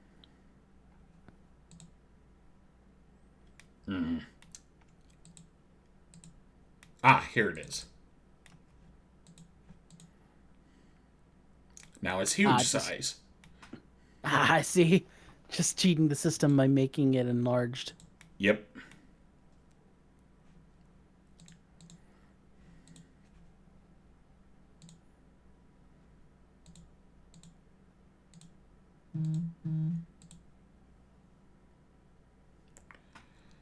Okay, so right now it's still sitting at a quarter challenge rating, and I'm trying to figure out how we can change that. Because right now... Go back to the classes section. Yep. Is there just a way to list basic class, like custom, just not any of the normal classes? I mean, just like scroll down until you see like an other.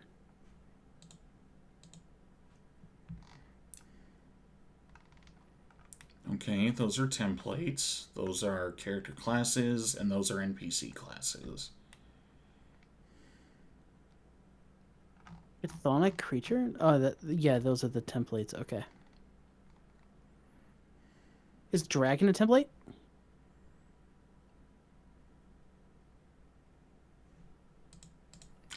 Oh, wait a minute.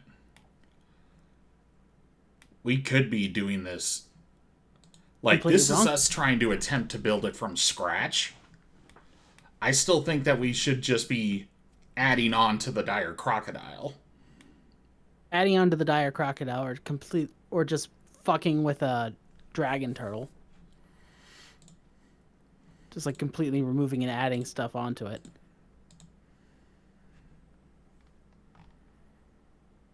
Yeah, see, right there. That's the option we would have been looking for on the other side. But it wasn't there. Yeah, okay. And look, there's size increase too. Mm-hmm.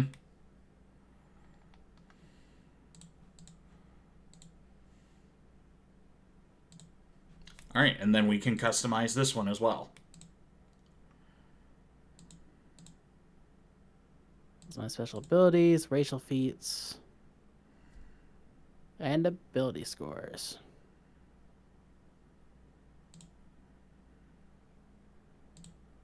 Well, that one I should just be able to toggle on the other side. Definitely want the racial feats there, just in case we need to add something. Yeah, like wing over or hover. Yep. Make it atheist since it's redded. I don't know why crocodiles have to choose a deity, but... That's just there for everybody. That's just a limitation of Hero Lab. Alright. So the giant crocodile does have the swallow hole in it already? Yep.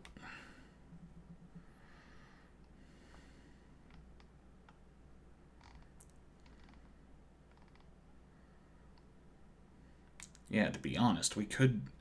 it doesn't let me take off the death roll or the trip death roll. So honestly, we could just ignore those. Yeah, or it could have a death roll. It's fine. That is still an absolutely disgusting image of a freaking dragon in the dirt, just snapping somebody up, dragging him underground, and then freaking death spinning in the earth and stone. Well, then it's no longer a Sarlacc, so we're actually doing a little bit better. Chad, are you listening to this guy?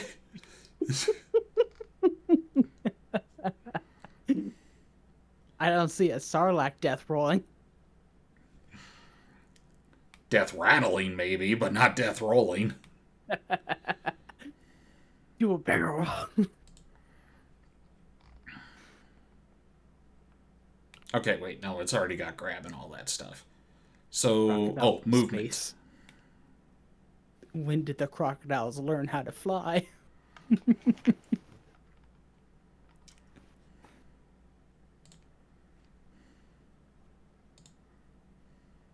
I mean, we can already find this thing in the Florida Everglades, so... We will just give it a traditional 30-foot movement or blind sense distance. That makes sense.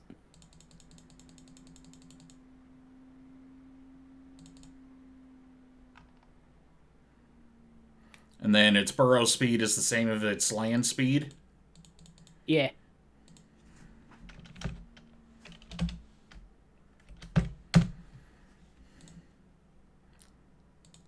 And then the fly speed.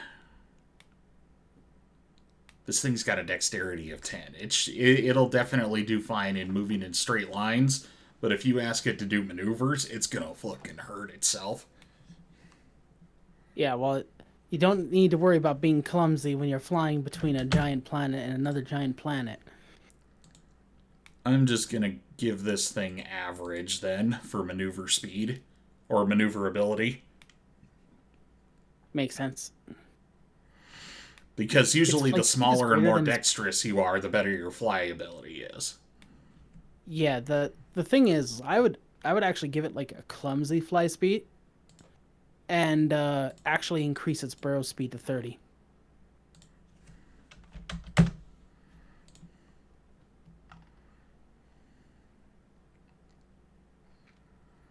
That way it really does want to fight on the ground where the fighter can reach it.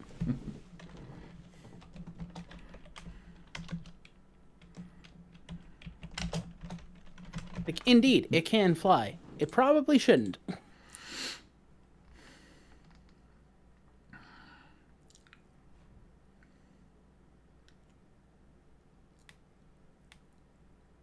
Alright, and then as far as primary attacks go, it has bite, it has tail slap. We need the wings. Can we rename tail slap? We might be able to.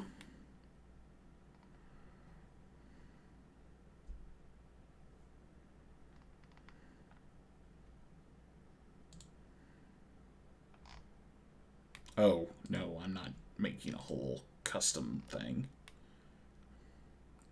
Yeah, we could just add wings, make it a true dragon in terms of attacks. Yeah, I'm just trying to... there.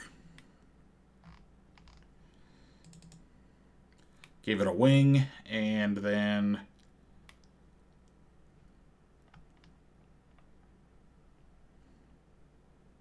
No, bite, wing, tail. That works. 2 wings. Base damage, let's see. D4 plus 6. Sounds good. Considering that it's tail whip and bite are a little bit more scary, we definitely don't want it to focus on the wings. Yeah, now you see, this is the thing that I also was concerned with in the 5th edition block here in Pathfinder. Because the way that Pathfinder works is that he gets, if he chooses to full attack, he gets all 4 of these natural attacks if he's not using a manufactured weapon at full bonus. So, what are we looking at here?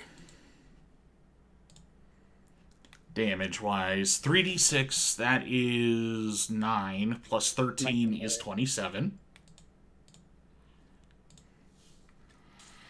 The tail slap is 48, so 2 times 4 is 8, plus 6 is 14. And then 2 wings is a d4, half of that is 2, times 2 is 4, plus 6 is 10. 51 points of damage is definitely not something to sneeze at. But really, what makes this guy terrifying is definitely the idea that if it just swallows somebody whole and then just goes underground, they're just fucked.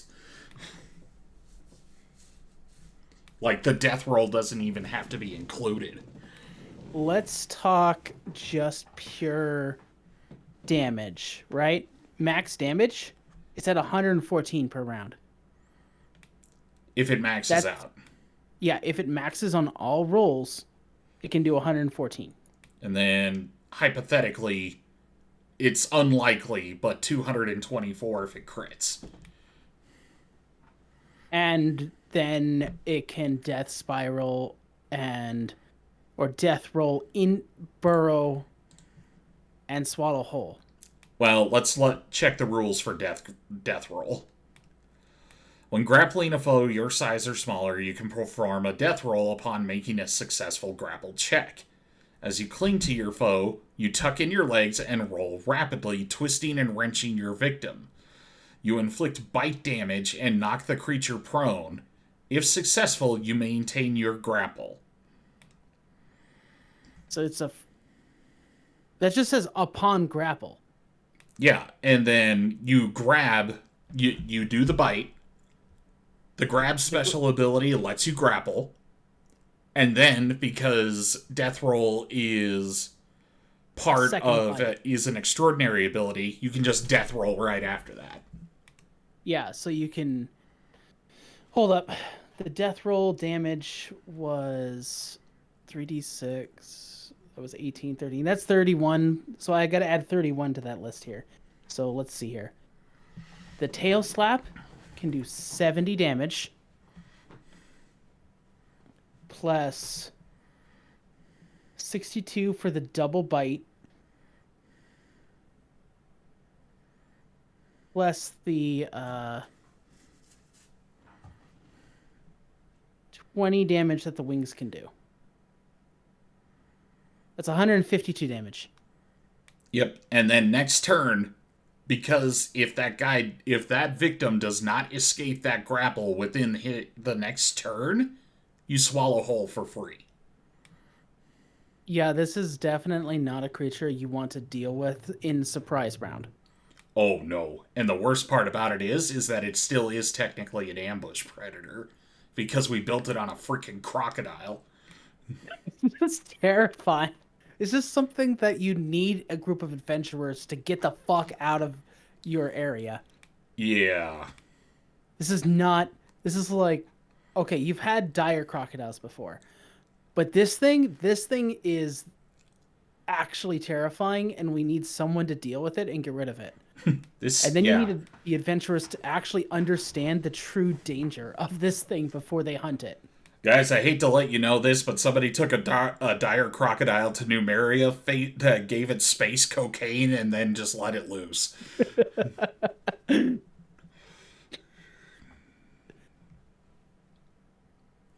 Yeah, I could definitely see this as the actual end boss of a one-shot horror adventure. Oh, yeah, absolutely. But yeah, I can even see the cliffhanger now where it's like, oh yeah, and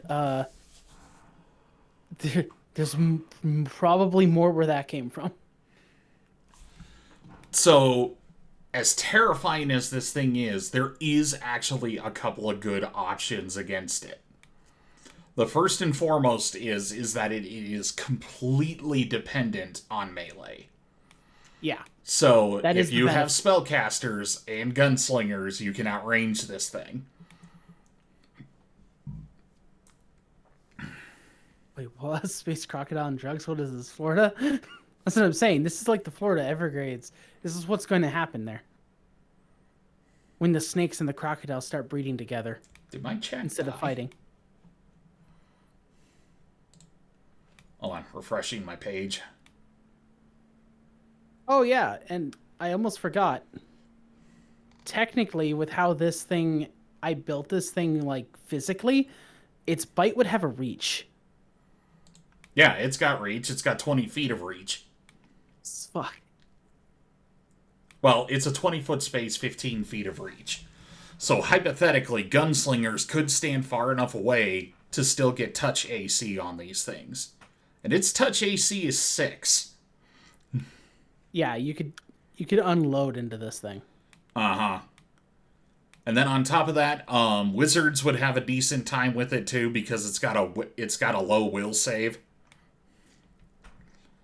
Like, obviously, if you try and tranquilize or poison this thing, that's going to take a lot longer. Yeah, you'll definitely just want to, like, magically deal with it or shoot it to death. Like, to be honest, Team 2, my Pathfinder Team 2, I'm talking about you. I see a couple of you still in chat. Oh my god, why are they going to tell them that they're the second team? Well, they were the second team because it was the second campaign I ran. You remember Bard from the other streams? Yeah. Bard of the Midwest, Skond, as I called him. Yeah. Yeah, well, he was in Team 3. So, like, I'm not being derogatory when I give him numbers. I'm giving them numbers because that's what campaign they were in. I'm just messing around. One of my favorite jokes about, like, Josh Strife Hayes is, you're great second monitor content. Ooh.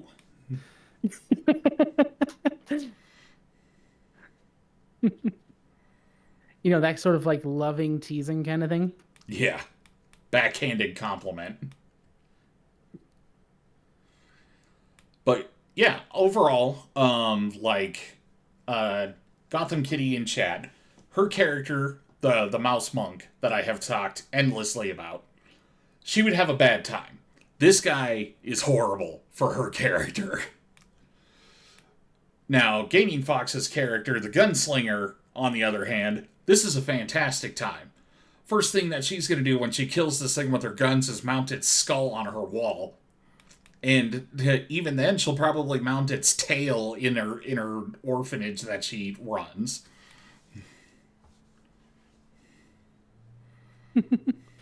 Yeah, that being said, I'm going to have to redesign the tail here to be probably a lot more beefy.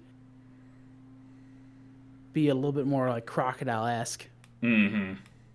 Since we're building it off the crocodile stat block, we should give it a tail that matches. Not a bad thought either. I mean, it makes sense to me. I guess the only thing that I really didn't do is give it a dragon subtype, so let me see if I can.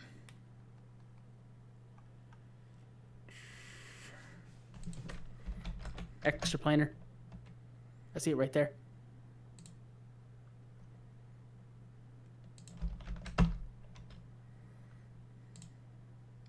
Well, extraplanar isn't dragon. Oh. I can make it a kaiju. That would work.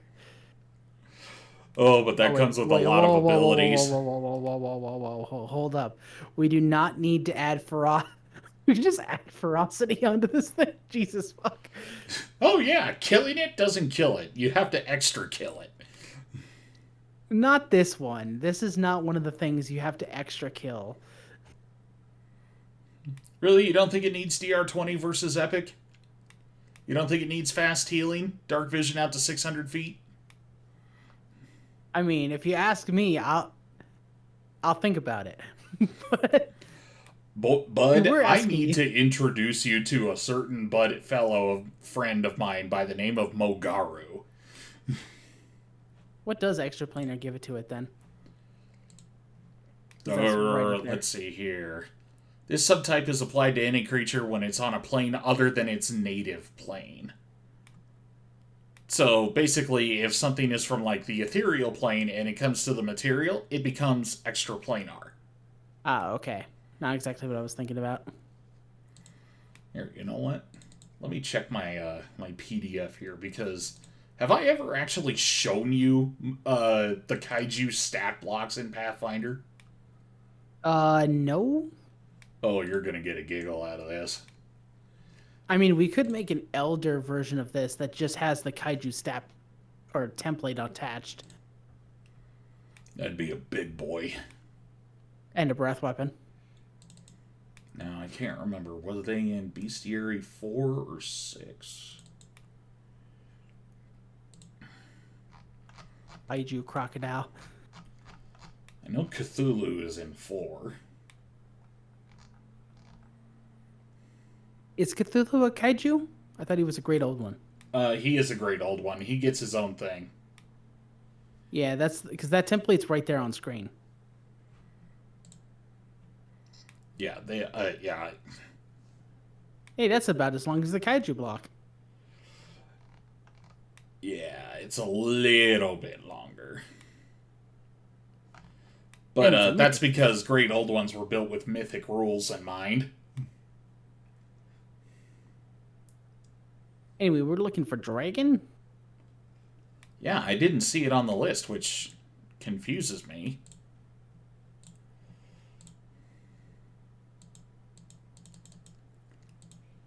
Yeah, it's not letting me change that. Try going to that race. To the left of the roll that you have there. Well, yeah, dire crocodile is the base race for the creature. Right. Let me see here. Oh, wait. No, you just spurned my memory. Let's go over here and see if there's a draconic template.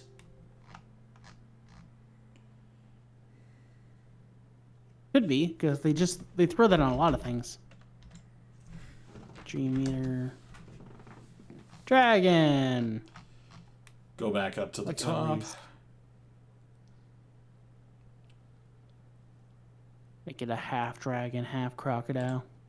I mean, yeah, that's probably the closest we're gonna get. Changes to dragon. Sweet. That didn't mess with everything, did it? Alright, just for kicks and giggles, what kind of color dragon? Okay. You got your standard array of metallic and chromatic. I know one of them actually is like a burrower, but...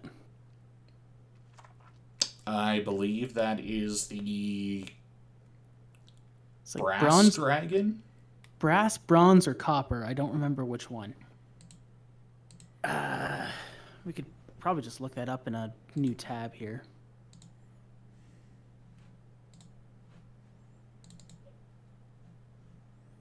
Okay, hope I didn't mess with everything. Okay. Sweet.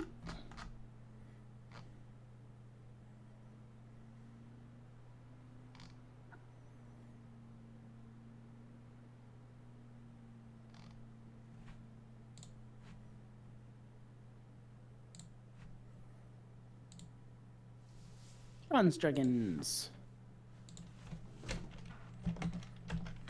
Against ally with traveling adventurers. Good bronze dragons. Mastery He is in water. Bestiary 4. Why the hell didn't I see it?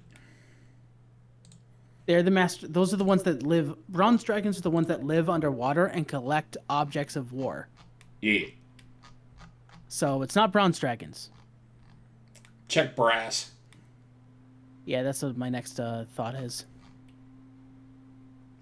Because the only other burrower that's coming to mind is black.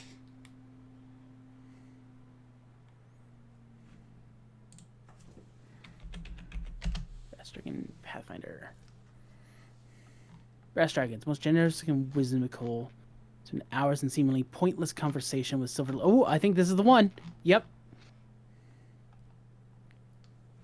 Because they live in sandy deserts, they make their lives in exposed stone outcroppings, and they love digging a hole, putting some fucker in there, bearing them up to their neck, so that they can't run away from having the long, long talks with them.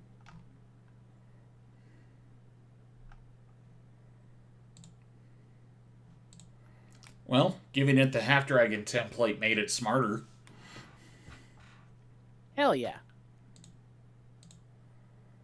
Brass dragons frequently hoard knowledge, although their imperfect memories and propensity of exaggeration lead them not to be entirely reliable. Yeah, I think this is the one. I'm not seeing a stat block, but this is 100% the one that I was thinking of. There, I just made its two other skills better. Perception and stealth.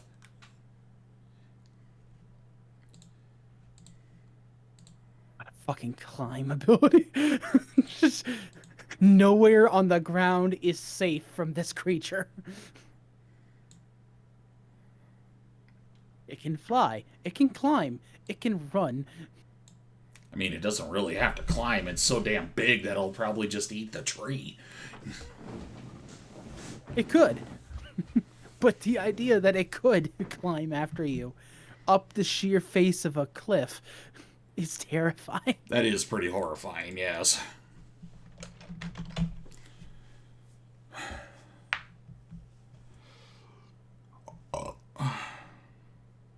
Horrific gorging.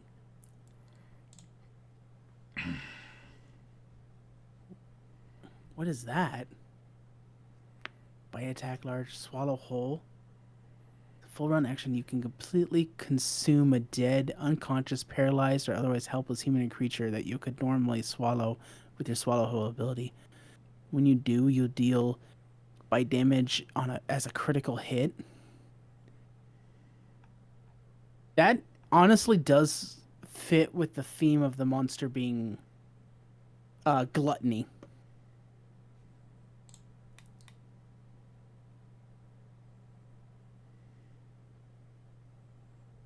Feast. You become more aggressive and vicious when you taste living flesh and blood. That could also fit. +1 morale bonus on attack and damage rolls with your bite until the end of your next turn. So it gets happy because it's eating. There's that. I do think horrific gorging is definitely that element of horror that really could make. Oh my god, critical hit bite damage right out the gate. Yikes. Yeah, it's definitely terrifying. I'm gonna put that blood feast on there just because it's so damn good. Or, like, morale bonus, the ability to give yourself a morale bonus without a spell-like ability is freaking pimp. Lie low. Right above the life bound. Oh, whoops, sorry. 1 second. Yeah, that's fine. We're gonna do improved natural attack, bite. You said lay low? Yeah, it was right there when you just.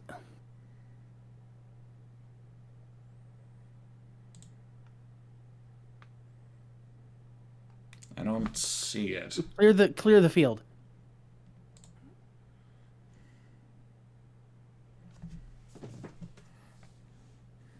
Oh, lie low. Lie low. You've been prone since the end of your last turn. You penalty to perception checks for others to notice you increases by 1 for every 20 feet between the observer.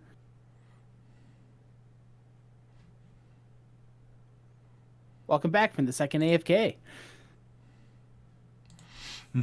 Kale, we did terrible things. Does it have multi-attack, by the way? I saw that was a feat it could have, so does it actually have multi-attack?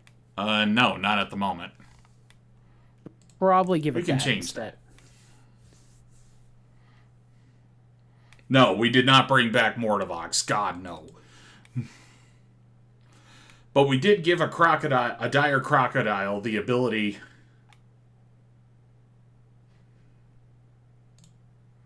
to give itself morale bonus. Yeah, we did give a dire crocodile the ability to give itself a morale bonus, and it can fly. And apparently climb. I don't know how it got that. It just got the ability to climb at a Half plus Dragon 17. template gave it to him. Needless and rude. Okay, so we have 2 left.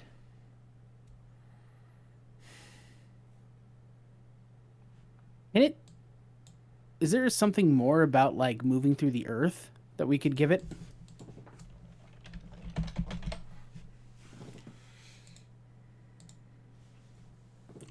Blood for the Empire. Oh shit, I closed your chat. I can't see your chat.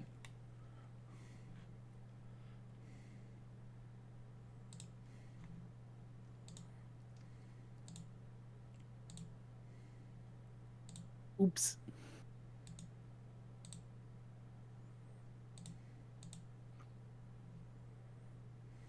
Did you think it was a chat message? I thought it was, yeah. No, it's literally right there on screen. Blood for the Emperor. Oh, that. Yeah, it's a teamwork feat, so probably not going to help. Yeah. I was just laughing because of how much Space Marine I've seen you play. Oh, yeah. Just give a crocodile blood for the blood god. Honestly, Korn would probably think this thing is delightful. Oh, of course. Oh, wait. Weapon focus bite. Yeah. This would be where we would add the ability to, like, move or supernaturally fly, right? No, it would not be in here. Okay. These are just feats. These aren't like evolution points. Okay. But now that you remind me of that, what other horrible things could we do in here? Oh, wait, no. I could think of the most horrible thing. What would that be? We give it power attack. Hey, look, it's right there.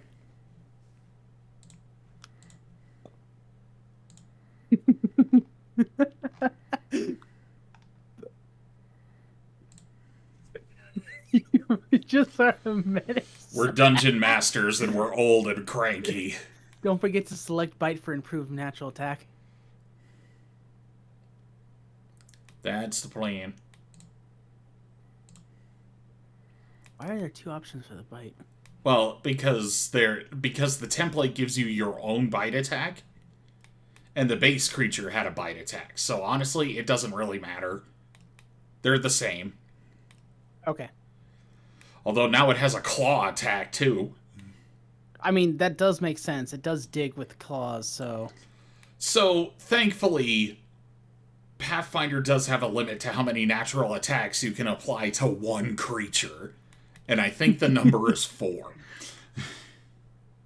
Well, that's good. It has to choose which one of its natural weapons that it has a ton of to fight you with. It's obviously gonna bite, then it's gonna claw twice, and then it would tail slap. Because those are the hardest hitting moves. Right. And then, because it bit, it would attempt to grapple. And if it succeeds in the grapple, it then gets bite on a critical hit.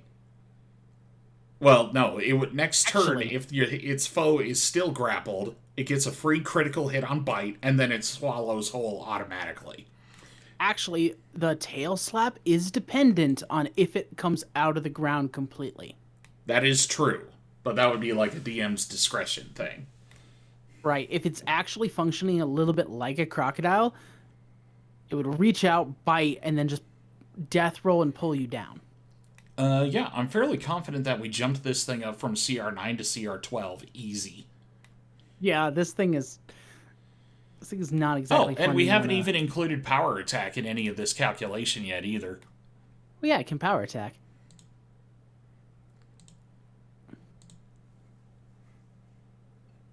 Oh my god! Instead of like power attack, we give it sneak attack. No. No, because then that would require some level of intelligence on this thing. It has an 8 intelligence. No, it doesn't. It has a 3. Why does it have a 4 intelligence? No, that's its modifier. Yeah, why is intelligence so low? Because it's a feral animal.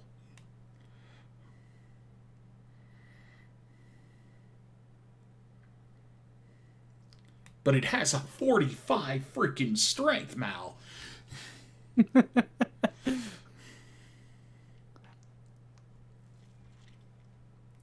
We could theoretically lower some strength to give it more intelligence. Theoretically, but I mean, just by the numbers, this thing is like Gotham Kitty said, this thing is a menace.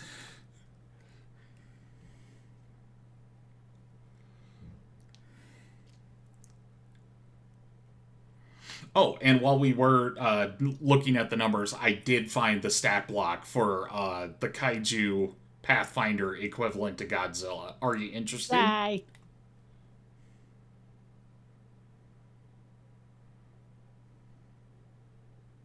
That was a sound. All right. If my yay wasn't clear enough, the answer was yes. I am interested. Okay, double checking. All right, this PDF does not have my real name and email. Sweet.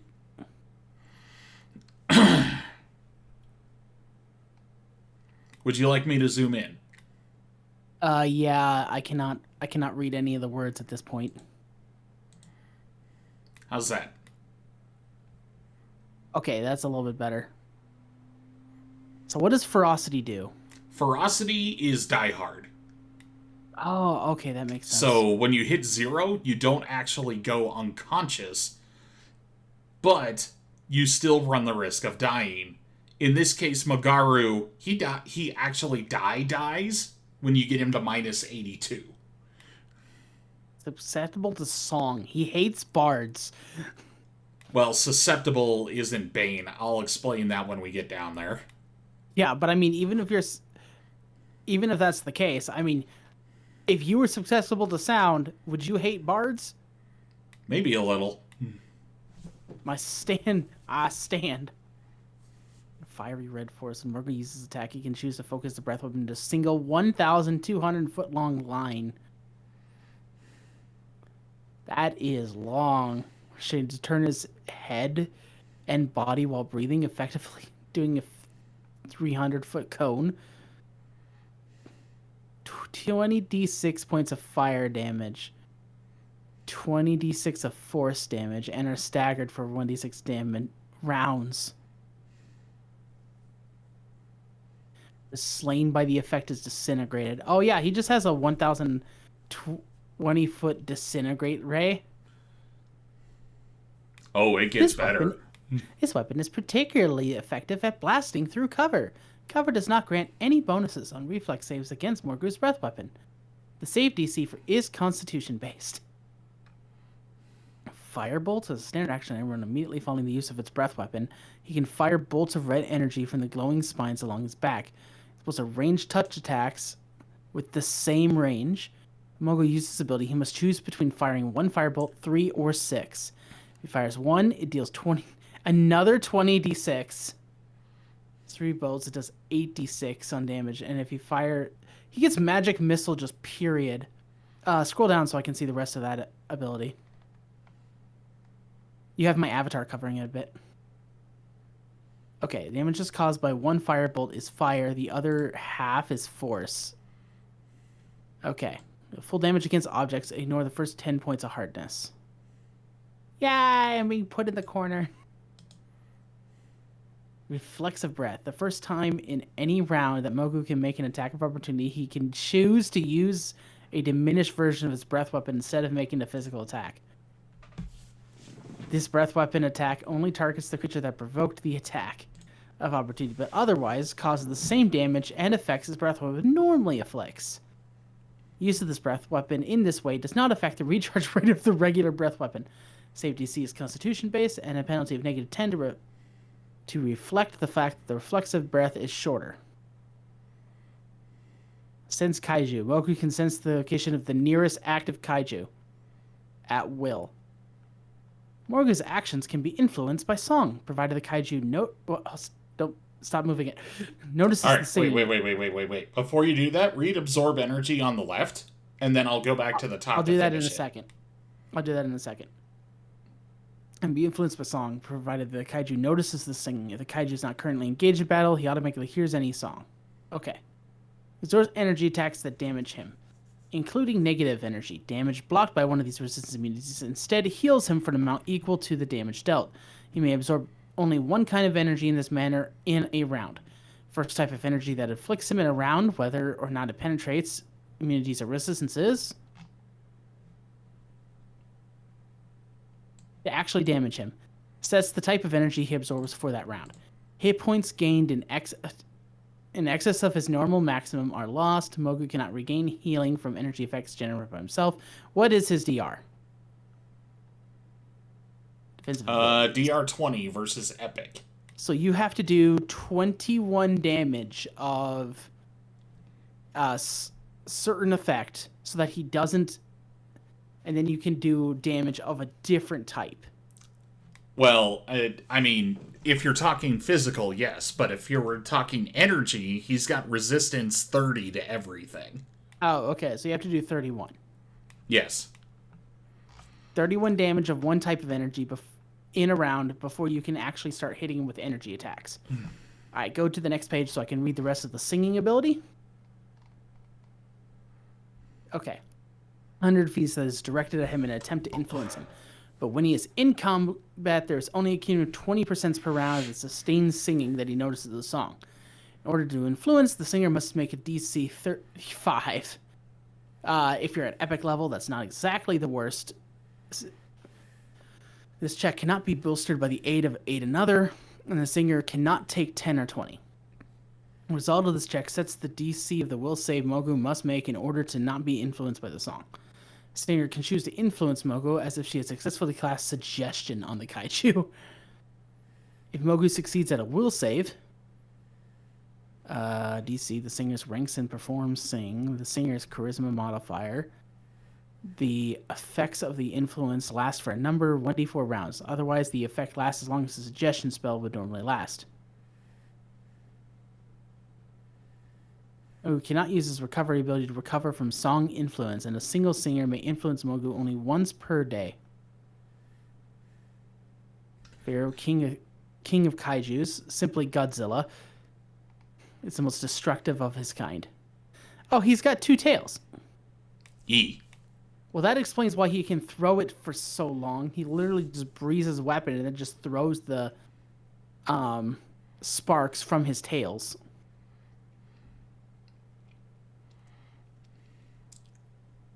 Yep, from the ocean, from the deep lake / water.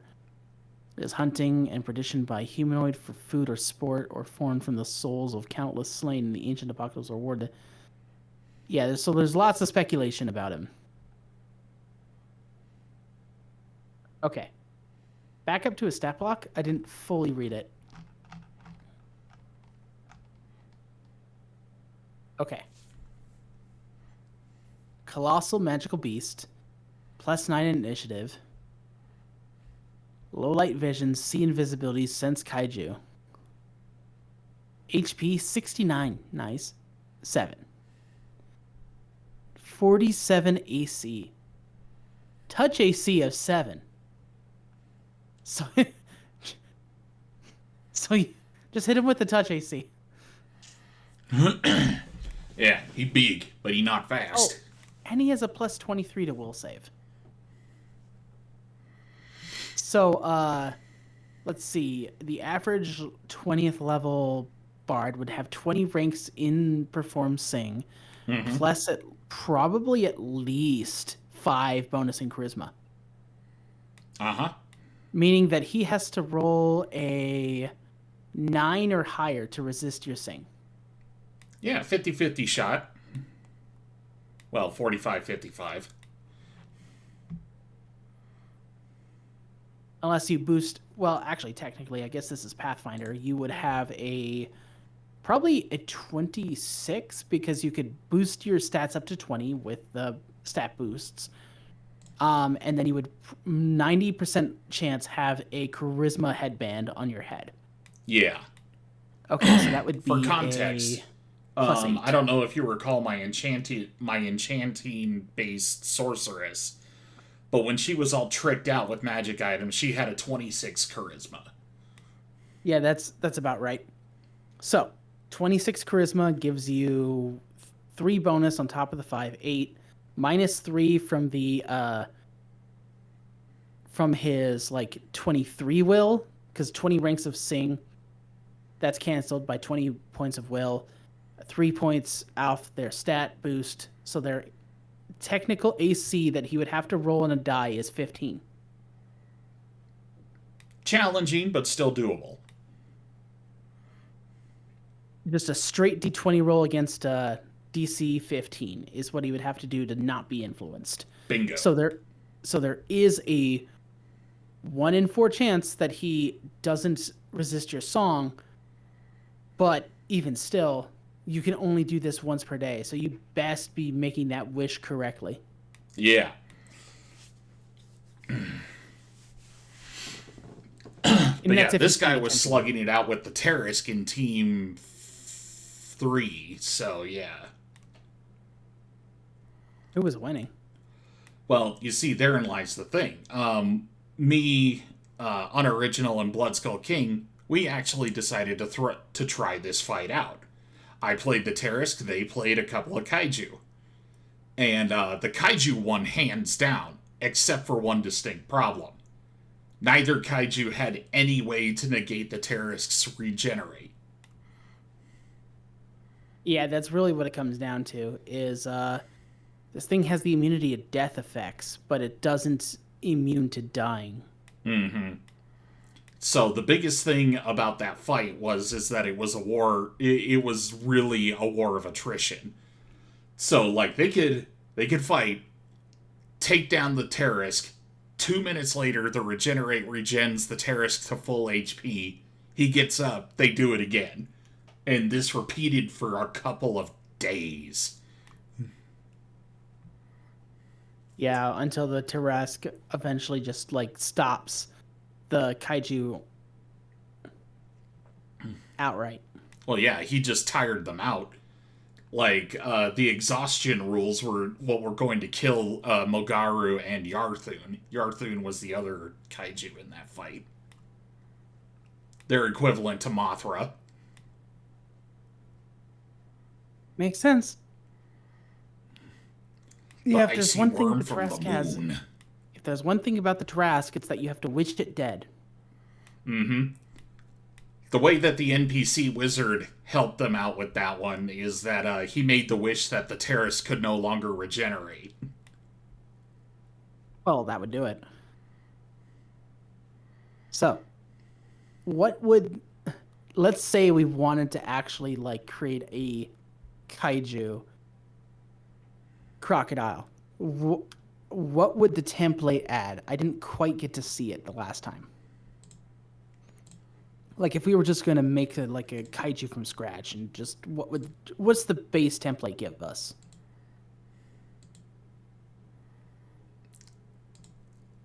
Well, the first thing that it does is gives me the crippling desire to hum the Godzilla theme. Well, yes, of course. If we weren't already humming that while reading the Godzilla thing. Where'd it go? You sure it was on this page? Oh, no, it looks like it may not have been. Yeah, I thought it was from the background page.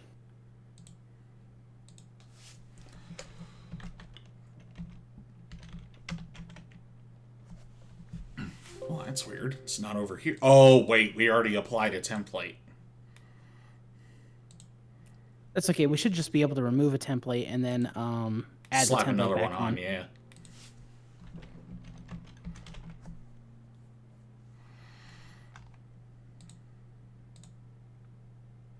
Uh-huh. Am I spelling it wrong?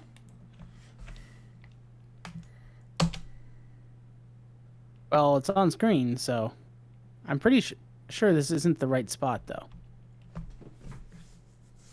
I'm pretty sure it was in the background tab.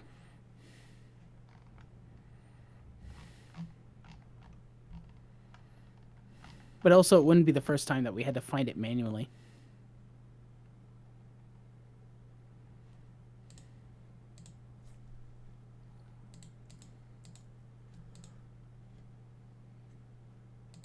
Oh, wait, it was under subtype. Yeah.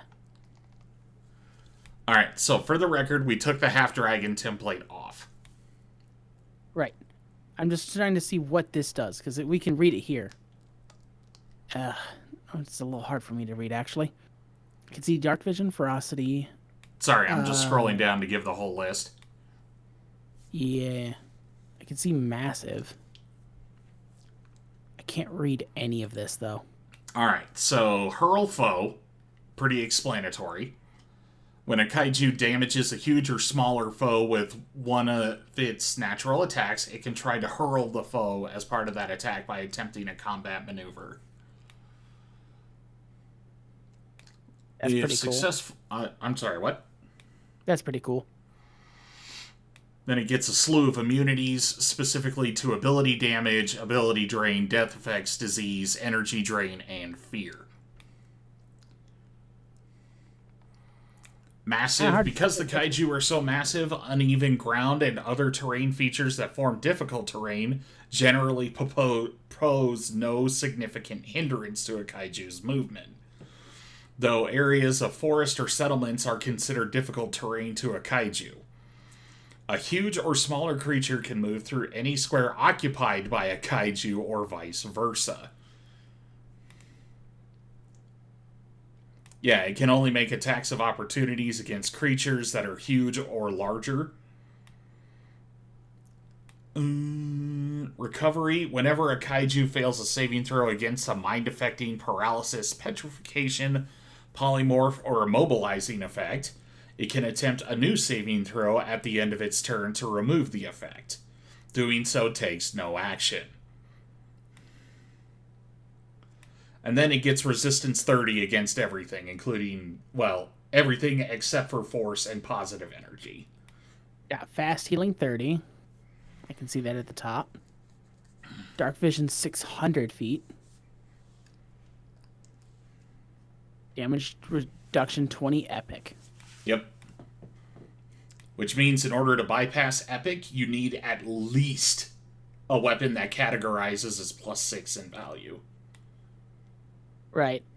Or I think mythic. I think mythic bypasses epic. Yes, mythic can. I think you need a what were they called? A mythic trait to do so. Unless that's just part of the passive rule. I don't know. It's been a while since we looked at mythic.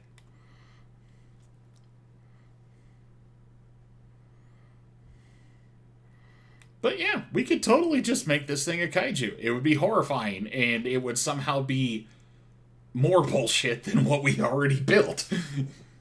Question. Let's throw that half-dragon template back on the classes page. Okay.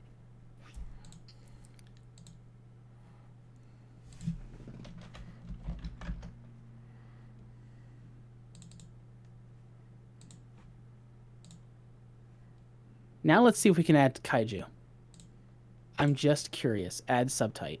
Oh, why are you doing this, Mal? You know this rule. Never, ever, ever mix templates. I don't know this rule.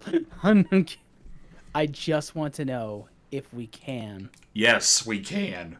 But the question is, should we? Not right now. I am going to state for the record, this is exactly how you get a 5-headed Pyroterisk. Do you want a 5-headed Pyroterisk? The answer to this is different from if I want to fight a 5-headed Tarask. That's the... Like, let's be clear. What would look great as a statue on my wall is not exactly something I want to fight. But yes, the answer is yes. Okay. And okay, I'm looking at this, and I'm starting to get kind of ill.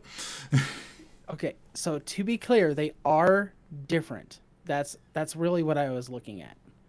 Like, those are different menus.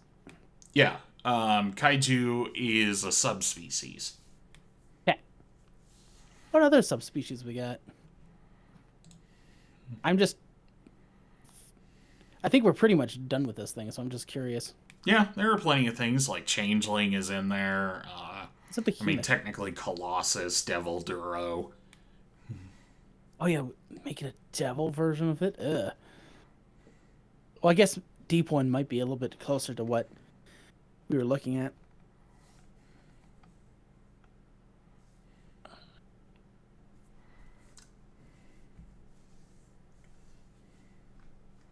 That was closer to the top. Yeah, I saw that one. Oh, that's good. That says good, not Grood. Sometimes the spacing between letters gets a little... Oh, the kerning gets fuzzy? The kerning gets fuzzy from my point of view. So that's why it's like hard for me to read it. So like that good sometimes looks like it has an R in it and sometimes it doesn't. Ah. Yeah, you could also make it mythic.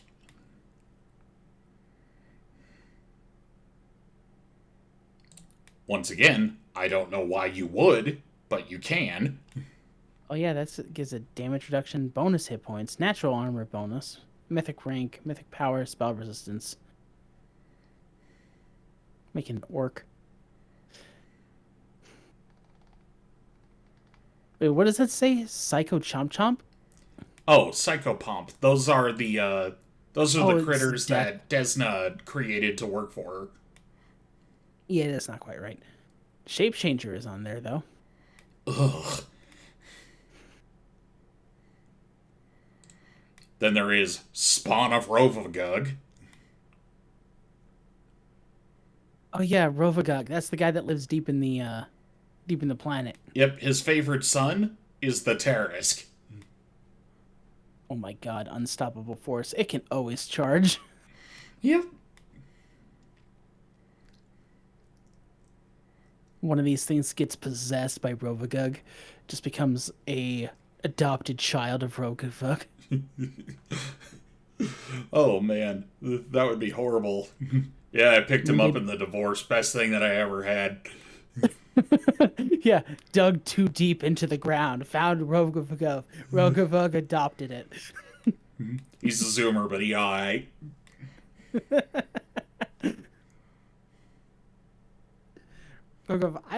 I've just met this space crocodile today, but I would kill everyone, including myself, if anything happened to it.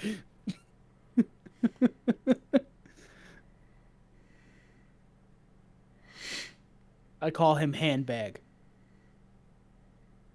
Yeah, but there are so many different subspecies that you could apply just to screw with people in here. It's kind of disgusting. This is what happens when you have 12 years of content at your fingertips. Oh fuck. I see the swarm template. Fuck that. What? Oh no. A swarm of dire crocodile? No. No. Technically lore accurate. Let's not have it. Take Kaiju off. Before we forget. Would you like a PDF of this monstrosity? Actually, I was trying to contact you before stream, although you were too busy playing Power. Like I said, my clicker was off. I couldn't hear you. But I installed Hero Lab on my computer, so I should. So if I get the right invite, I should be able to pull this up on my end. Yes, you'll have to talk to Chitin about that and see if any licenses are available. Okay. Because this is his file. I just got one of the licenses because I contributed quite a bit to it. Ah, that makes sense.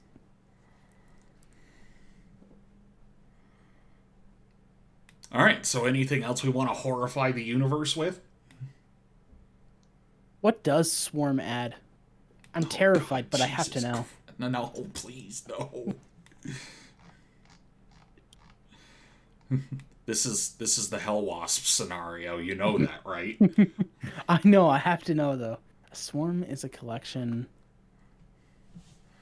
Okay, so it should not be applied to something that's not that.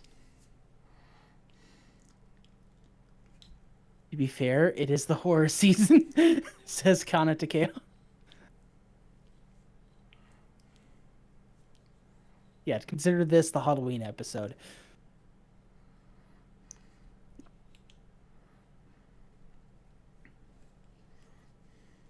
Okay. Swarm tiny consists of 300.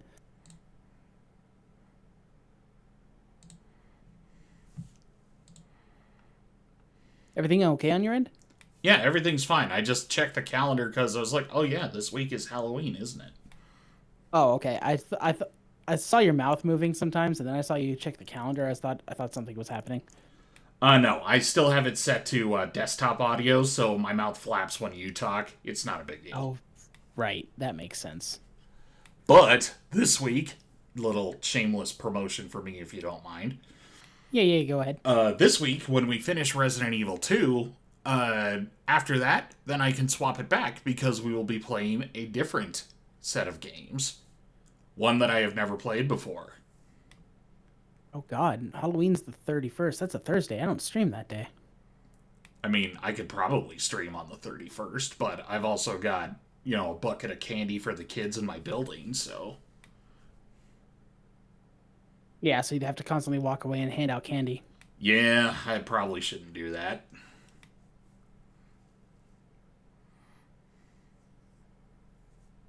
That does mean that if I wanted to do a horror thing before Spooky Month was over, then I'd have to do it tomorrow. I haven't popped open Metroid Dread yet. Oh, do it. Dread is so worth it. Do you think I could beat that in like 4 hours? No. No? Like, I'm not saying that you wouldn't be good at it. I'm just saying there is a lot of content that people don't realize in that game. Okay, so it's not like Return of Samus. It actually plays very similarly, but it's going to be longer. That's what I figured. Like, I completed that game in like 4.5 to 5 hours. I mean, you could try. What's the harm in trying? Yeah. All right. Maybe I'll catch you tomorrow then. Okay. Yeah, if you're going to stream Metroid Dread, I'll definitely be in for that. Let's see. But in the meantime, what else we got on this list here? Robot. Robot could be fun. Robot version of this thing. Mecha Dire Crocodile Half Dragon. Mecha Sand Dragon. Fuck, this thing's name should be Garchomp with what we're doing to it. Henry, all of this doesn't give you permission to take notes. Who says not? Winry is also a DM.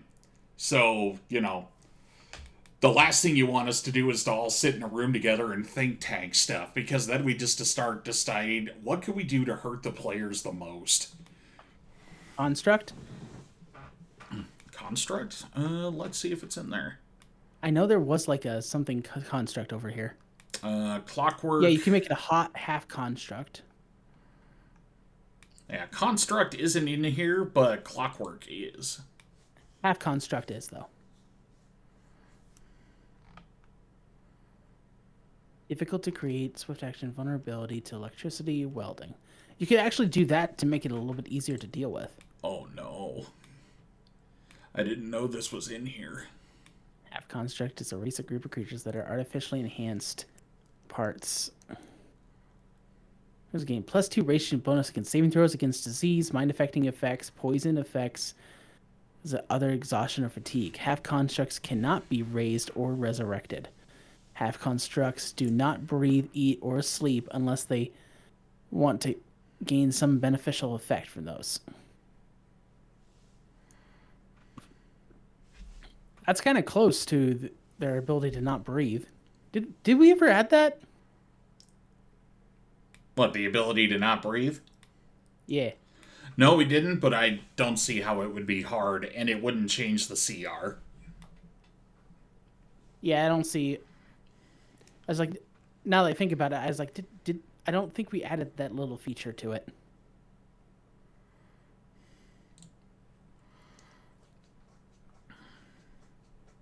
Honestly, I'm okay with that. If it moves through space, that would be your prerogative anyway.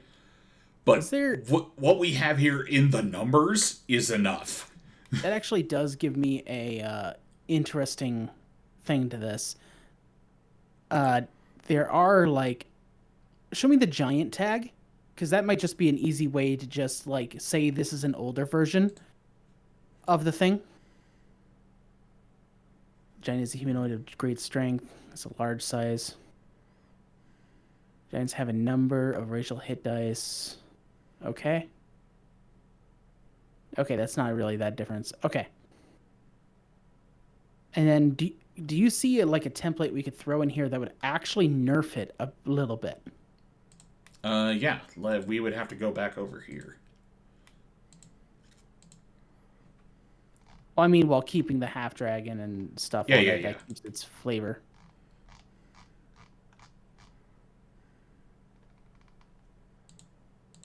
Here we go. Template. Bestial werewolf. Compromised creature? Was that something I saw? That is counterpoised creature. Okay, that's not the same thing. Not quite. I am looking for either weakened or young. Young creature. Yeah, there it is, young. -4 strength and con, +4 dex. So a little bit harder to hit, but it doesn't quite hit as hard. It's still freaking gonna kill you. Mm-hmm. Ah, yes. What's half of infinity? Hey, Wiz, what's half of infinity? Oh, that's right. Infinity. Just sorry, that's what I got when I thought, oh yeah, what's 46 - 4? Jesus Christ. Yeah. That might actually make it stronger. Yeah, it would only have a 26 AC. Oh no, 27. Okay, let's see here. I know there's one that just flat reduces all of their stats by like 4, but I can't remember what it's called. Lich, Fiendish, Fey Touch, Familiar. Entrapic? Oh, there it is. Degenerate. It's a degenerate. It sits all day on the internet.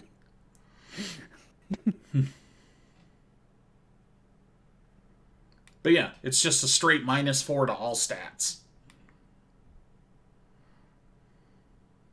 That would definitely help.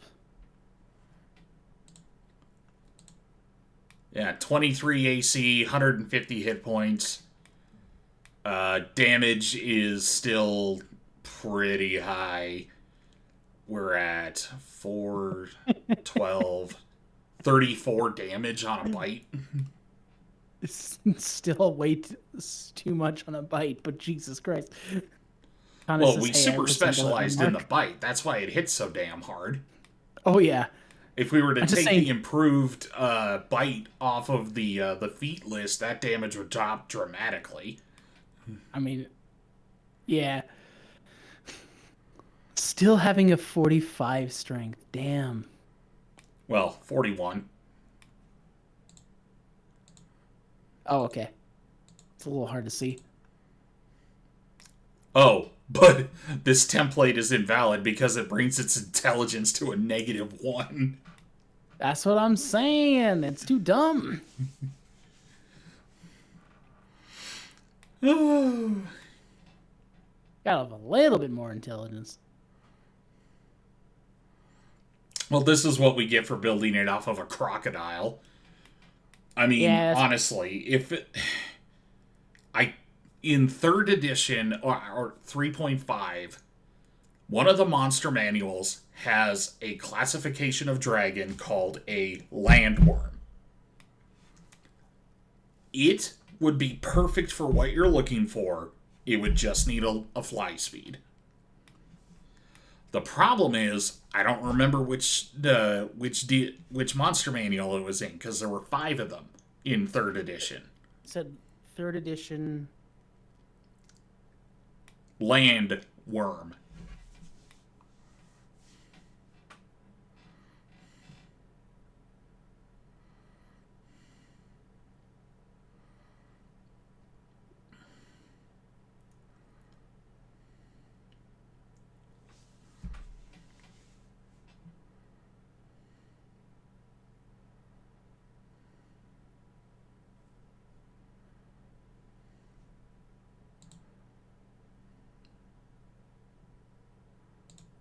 I'm getting a lot of Final Fantasy landworms from it. Probably because I forgot to put D&D in front of it. Yeah, that might help.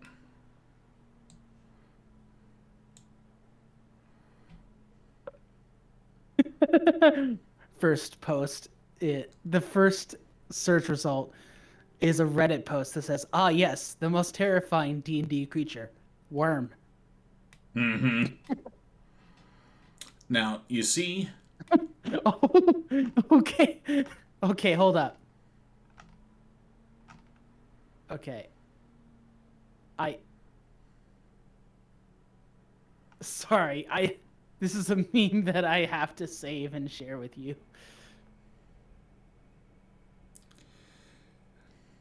I decided to open up the encounter builder and just see what, like, all of the highest challenge rating monsters are. Apparently, Yig is the scariest one. He's a great old one. Makes sense. It's challenge rating 32, mythic rating 10.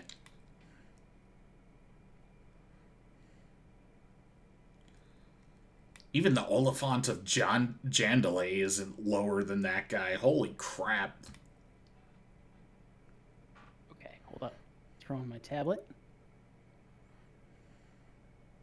So, I have to show you this. I have pulled it up on my tablet screen, or I am trying to pull it up on my tablet screen. The most horrifying monsters will scare the snot out of you.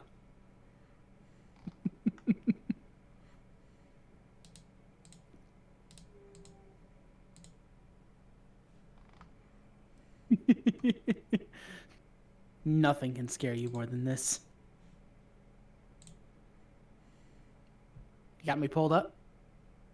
Yeah, I got you in my other... Wait, no, I don't. Oh, man. Working on it. Probably gonna get slapped by ads. Ah, fuck.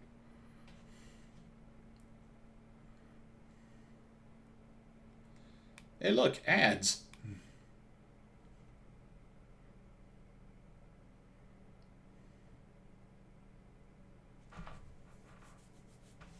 Yeah, that was Pathfinder. Okay. Rockworm, 3.5 creature. Hey, look, more ads.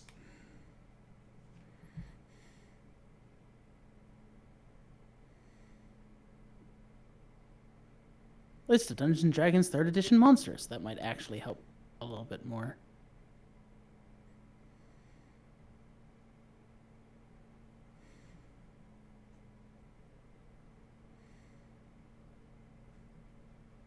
Hopefully this has literally everything in it and not just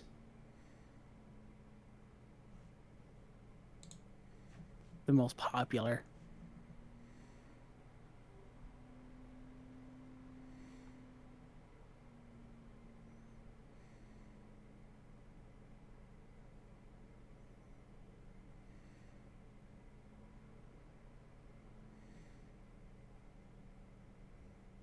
Oh, it's going by book. Control F, landworm.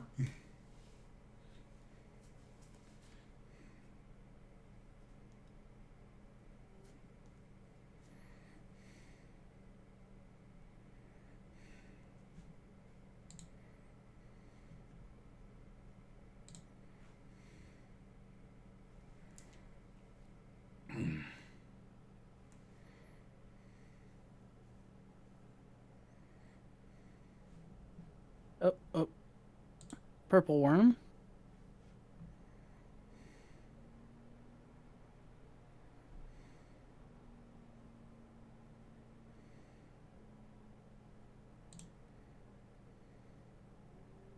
Neolithid. Worm-like creature, 10 feet in diameter. Neolithid? Yeah, pretty scary.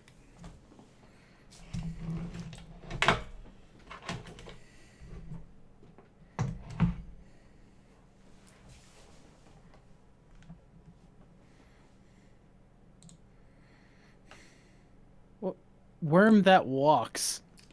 Very, very scary, but not what I was referring to. That's from the Epic Level Handbook. Yeah, he's brutal. It is the worm that crawls in the dirt spelling, right? I think it's spelled WYRM because it is technically a species of dragon. Okay, that might change things.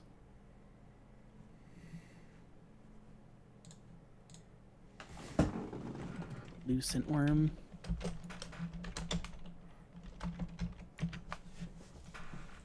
Oh, it's one word, that's why. Landworm.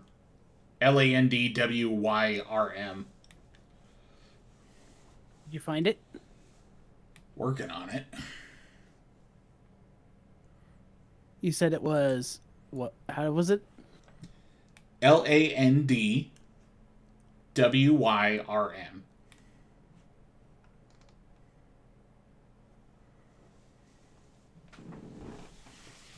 WYRN.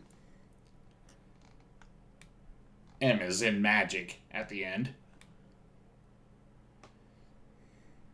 Why is it red?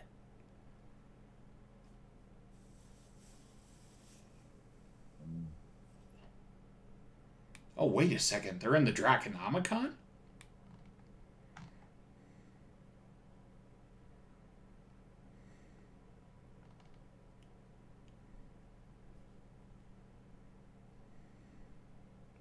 Sunworm.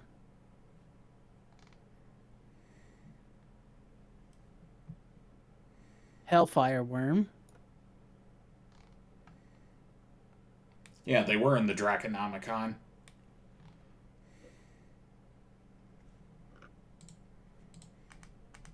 Okay, because I'm not seeing it here.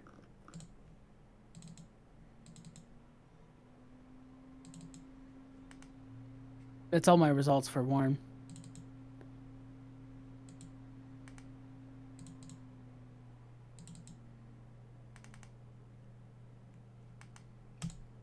Crap, I don't have a PDF of it. I do have the physical book on my shelf behind me, though. Landworm, Forgotten Realms Wiki. Yeah, there it is. Okay. Oh, I always thought the art for the landworm were cool as hell. The mountain landworm in particular. Hold on, gotta click off ads. I have it pulled up on my stream now. Okay. Landworms are a type of lesser wingless dragon. Each species was near perfectly adapted to its environment. Yeah, literally just dragons minus the wings. And it looked like they should have wings, which means that I don't think they were designed right. Strong-willed, independent. They have fear-inducing auras. There's nothing wrong with fleeing a battle, only to return later. They were skilled trackers.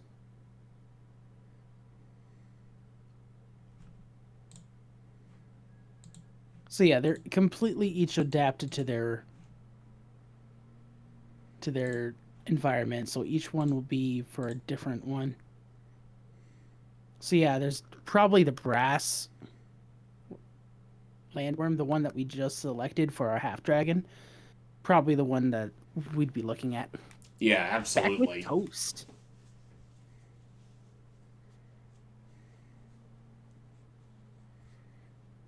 All right.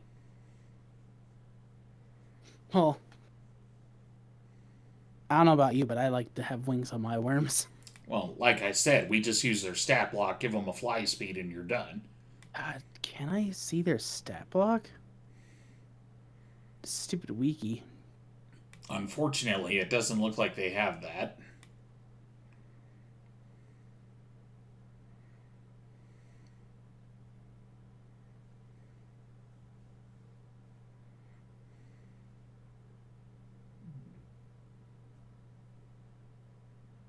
Mm-hmm. Maybe if I look under a specific one. I know that you have a ample collection of books over at your place. Do you have access to the Draconomicon?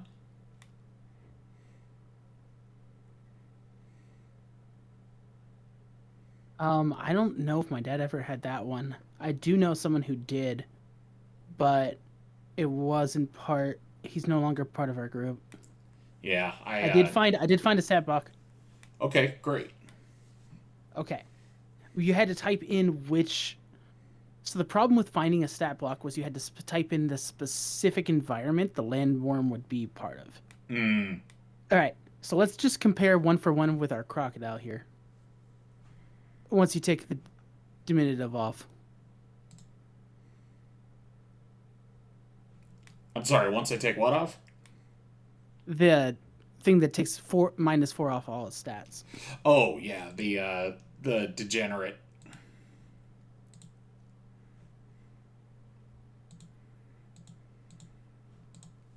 Okay. AC 33. 25. Okay. Initiative +4. +0. Okay. Senses. Perception. The rounded would be 36. Perception on this guy is 17. Okay.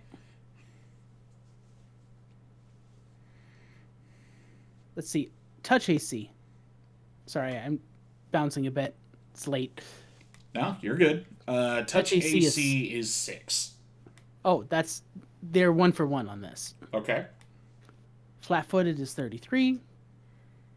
Flat-footed is 25. HP. 174. Ha! Ha! Ha! Pathetic. How pathetic. We're looking at 432. Yeah, like I said, we've MacGyvered this thing together. Fortitude. 25. 18. Reflex. 18. 8. Will. 21. 6. Burrow speed. 20 feet. Speed. 40 feet. Makes sense. This is mostly a walking creature. We had 30 for 30 on ours. Yeah, we had 30 down the board for this one. This thing, I'm going to guess space means how much it takes up. Yes. 20 feet. Same. Okay. Base attack. 32. 9. Grapple, 56. 40. Okay. Bite, plus 40. Plus 21. Oh, wait a Full minute. attack. Wait. That has power attack enabled. Let me turn that off. Plus 24. Plus 24. Okay. Full attack. Bite is plus 40, and both of its claws are plus 38. Yeah, plus 24, plus 22, respectively. Damage. 4d6 plus 12. Oh, but yours crits on a 1920. So Yes, this one it does more damage, but it only crits on a 20. Claw attacks. 2d8 plus 6. 2d6 plus 17. Special actions and abilities. Frightful Presence and Sandstorm. We have a very distinct list on this guy. But yeah, Swallow Hole, Death Roll, that whole thing. Okay, so what does Sandstorm do? As a standard action, a desert landworm can create a small sandstorm by kicking up sand, dust, and debris in a 120-foot radius spread centered on itself. Any creature in the affected area must succeed on a DC 33 Fortitude save or be blinded for 1d6 rounds. This ability only functions in deserts or areas with similar quantities of dust and sand. Desert adaptation, they can go without water for a number of days equal to their constitution score. Even at this point, they only need to make a con sec each day to deal with that. Okay. They suffer no ill effects from being caught in dust or sandstorms. Frightful Presence. He's scurry. Yeah, he's scary. Feats. Alertness, Blind Fight, Cleave, Great Cleave, Improved Critical Bite, Improved Initiative, Improved Overrun, Multi-Attack, Power Attack, Stealthy, and Track. Yeah. Here's the kicker, though. CR 18. Yeah. This guy, I estimate that the one that we cobbled together is probably a CR 12 or 14. Yeah, so if we did upgrade this thing to like full adult status, it could probably be equal to a landworm. Yeah, and then it doesn't have Swallow Hole on your side, but I'm fairly confident back in 3rd edition that was a universal rule. That wasn't actually a specific ability for creatures to have. Let's see. Monsters.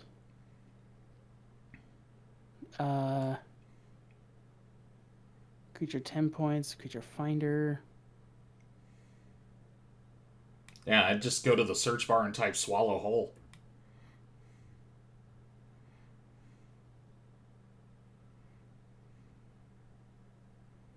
I'm just going to type in swallow, see what comes up.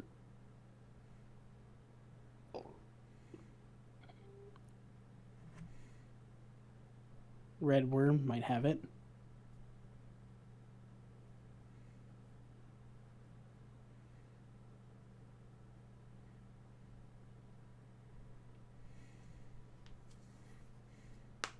Swallow hole is an ability.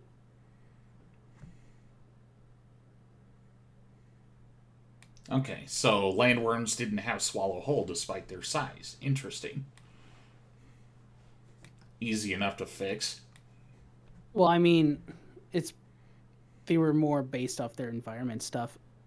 Honestly, I don't see the desert ones doing that as much. That being said, with their claws and teeth, they didn't really need to. No, the chances are that landworms or a desert landworm probably just sucked all the fluids out of a body and then turned the rest into jerky.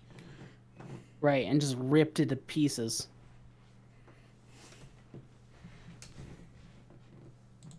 Yeah, because I'm looking at the red worm here, and it has improved grab and swallow hole.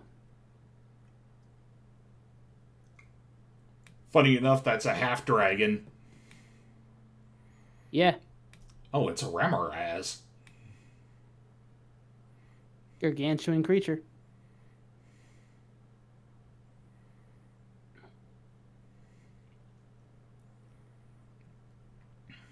portals of the frozen wastes. Must have been a unique NPC. Yeah, unique enemy is what it looks like. Alright, well, interesting. Instead of a purple worm, it's a red worm. Anything touching the side of it just takes 10d10 points of fire damage. Ugh. And the heat is usually enough to melt non-magical weapons. But a magical weapon gets a fortitude save. So it's... Hey, how do you like... Oh my god, this is the worst. So we heard you hate rust monsters and that you hate purple worms. I do not like where this thought process is going, Mal. Say hello to the red worm. It is a rust monster and a purple worm had a baby. Had a mutant fire baby. I do not approve of this, Mal.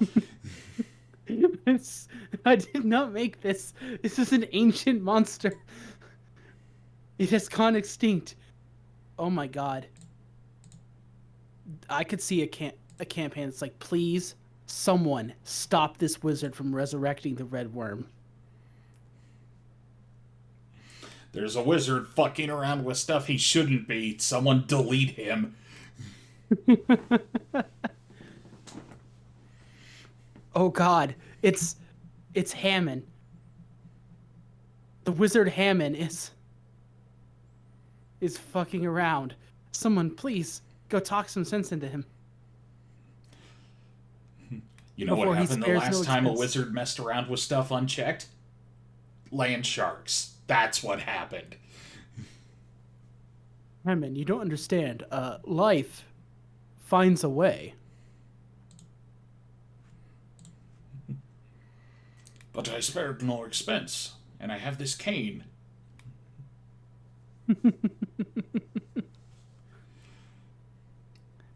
Alright, that aside, though, landworms are definitely hella strong.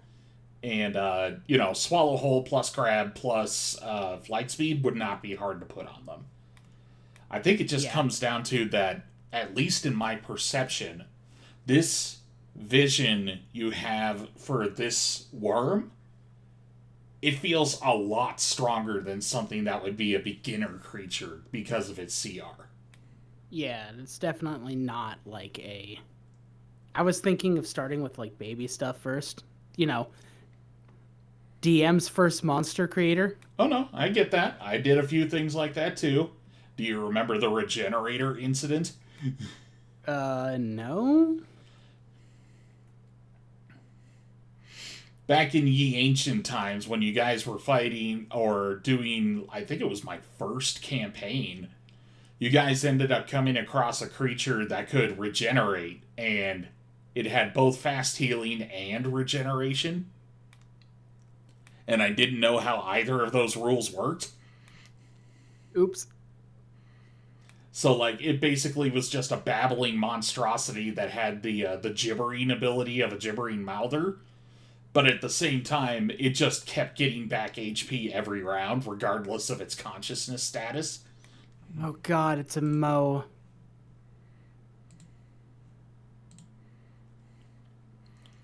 So yeah, like, Corey DM's first monster, they're always a trip. I can't believe you actually made a Mo. Dare I ask what a Mo is? So, way back to when Unoriginal and I were 5 years old, Unoriginal made a monster. It was called the Mo. Okay, I'm with you so far. The Mo would never stop talking. Its speech had a magical effect to it that would drive you insane. And it would just like follow you around and just talk. Unfortunately, it was almost the Tarrasque level of difficult to put down. Because it could just regenerate it could just keep speaking underwater. So drowning it didn't necessarily work.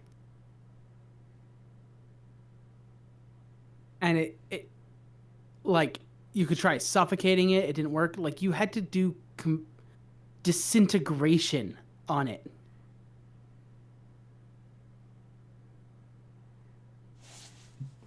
Oh lordy. Right. Now to give you an idea of what it was based on, think of a Ninaran/Ninarina. Uh-huh. That is the look you're looking at for what a Mo kind of is. Like, like sort of walks on like two legs. Amiable speech, follows you around. Wait. Did you guys make a sub-immortal Furby? A sub-immortal Furby that could actually evolve into a male or female forms of itself that were either what's his name? Yeah, you either evolved into Kratos or you evolved into new Kratos. You made Gremlins. You literally made the Gremlins movie. I didn't. That was all unoriginal. My contribution was a Leppy, which is a leopard with a 2-foot stinger on the end of its tail. Ooh. That was my contribution. Contribution. Yeah, that. He made the Mo. He came up with all the lore, and I just listened. And remembered it. We're going to have to heckle him about that on Friday. He doesn't remember the Mo. Oh, doesn't he? That's too bad. He can remember it if I bring it up enough. But, yeah, we'll talk about it. Maybe we'll build it next time. Sure, why not? Demonic gremlins. Couldn't be any worse than the Hell Wasp swarm. Couldn't be worse than the Hell Wasp swarm. Couldn't be worse than dragon crocodile from space. Yeah, you know what? Here, crocodiles from space. give me just a second here.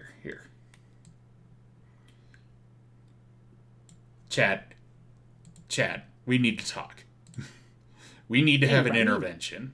I am no longer in timeout. You weren't in timeout. You were just flanking the page. Also, I like how I inadvertently got our heights right. I have no copy for that. Neither have I.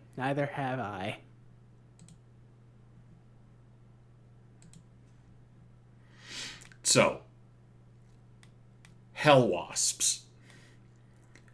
There is a creature in Pathfinder that was specifically made to piss off the player base. That is what we are referring to. If you have never been exposed to this horrific monstrosity, I commend you on your good luck. However, if you have at any given point had to run this monstrosity, I pity your soul. So, the next time that you pick up a pre-gen adventure, and you see the name Hell Wasp, don't do it. Just don't do it. And Mal, being the person who actually had to deal with that BS, would you like to add any words to verify my own? Well, as long as we don't go too into just how terrifying they are, it won't trigger my actual phobia of wasps. Noted. I'm pretty confident I understand which ability is the most bothering, so I will not bring it up. Well, you can bring it up after I'm done. I'll stay for most of it, but it actually is really close to ending stream. Okay. So let's not talk about the creature more than your experience on that floor. So, lay out the scenario for these guys. Tell them why this was the worst thing that ever happened to you since, I don't know, moldy bread.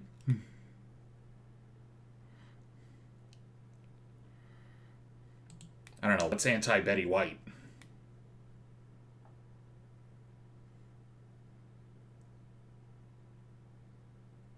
Let's see. Hold on a second.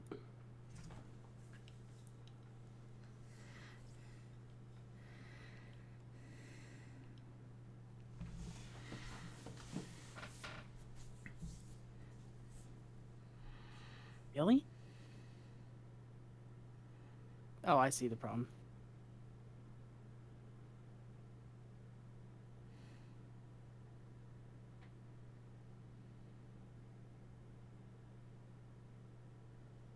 Bam. I'm gonna just do this right now.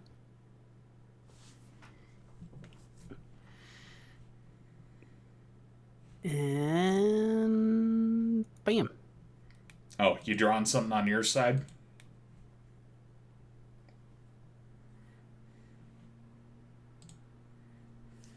There we go. I've united the chats. Look at me. It's less than a pot. Hey. There we go. I have united the chats, finally. After 4.5 hours.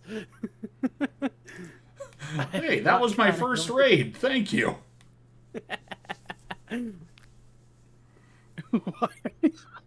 Jesus. Con, I hold strong.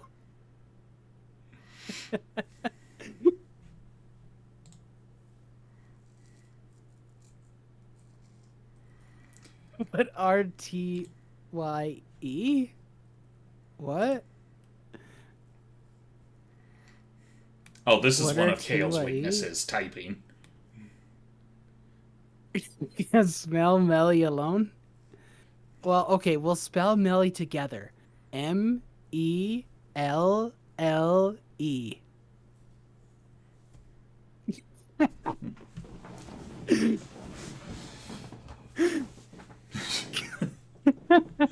Okay now, kids. But seriously, Mel, do you have any commentary about the Hell Wasp swarm that you are willing to discuss? No. No, not at all.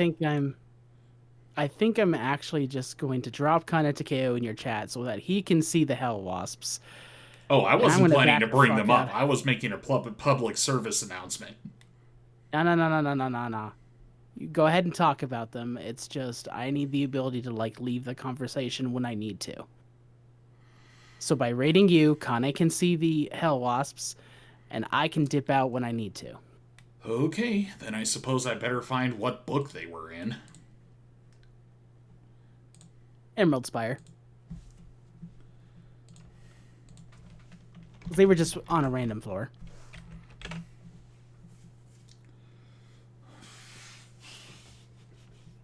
Bestiary... what? Bestiary 3 2nd edition? No. Oh, Bestiary 3 1st edition. Yeah, see? Trying to hide it from me.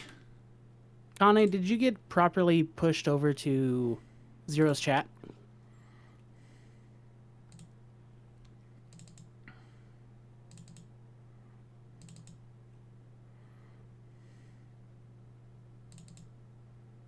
Not sure?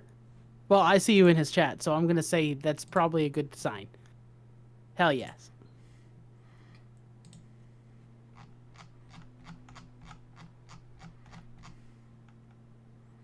Alright, I'm going to close some programs so my computer's not running at full blast.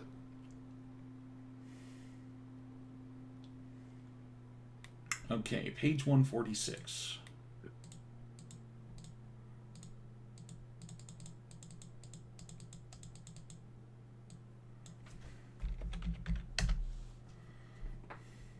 Yep. Everything looks like it worked. Alright, I am about to bring up the stat block for these little bastards. Is that alright?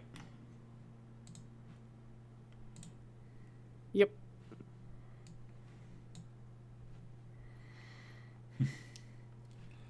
This is the abomination against God that somebody decided to design for Pathfinder. I'm pretty sure that the person also was afraid of wasps and just amplified their fear.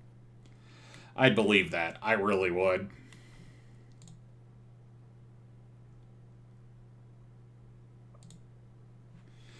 So here's what makes this horrible. First thing. Firstly, this is it's classified as a vermin, extraplanar swarm. So, because it is a swarm creature, you can't banish it. Because if you target it with a banishing spell, more than likely a DM will say, alright, you banish one hell wasp of the swarm back to hell. Good job. Next on the to don't list, these monsters have damage reduction. Killing a swarm in Pathfinder is horrible in normal circumstances. Because unless you're doing AoE attacks, you're only doing half damage. Comboing this, they have damage reduction versus good.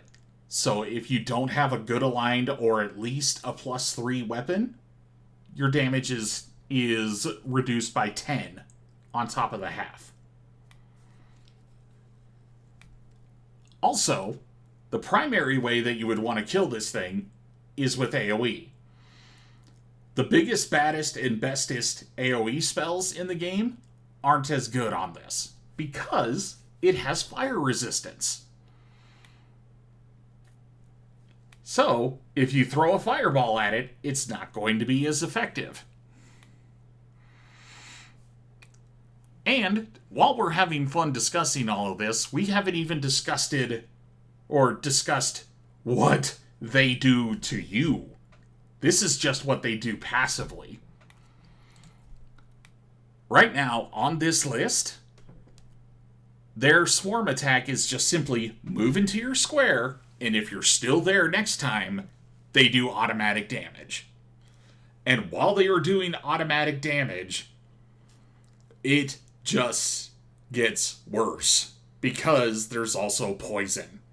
Oh, yeah, and Kane, you read ahead. You must have saw the first ability on the stat block.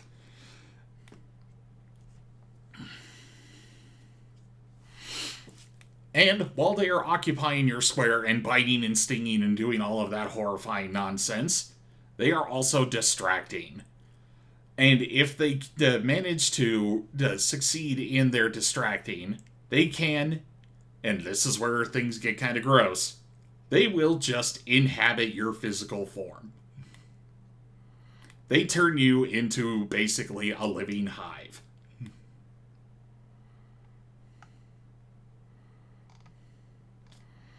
Whoever the psycho who made this creature stat block is, deserves to be in the circle of betrayal in hell. This is the kind of thing you make to fight people because you hate them. There's a difference between having a challenging fight and this. And whatever this is made me absolutely belligerent after I had to put my party through this running a campaign. So now I proofread every campaign encounter that I get that's pre-built, because if I ever see this name again, I'm not doing it. I refuse. It's not happening. It's not fun for me. It wasn't fun for Mal. It wasn't fun for the team. They didn't even get a chance to kill this thing simply because they didn't have the ability to do so. The party could not properly come at this thing in a tactically sound way. So, once again, I will simply say, if the book says Hell Wasp, just say no. Thank you for my TED Talk. See, I'm so mad I can't even finish coherent sentences. Did I kill Mal? Mal, are you dead? glub at me if you're still alive.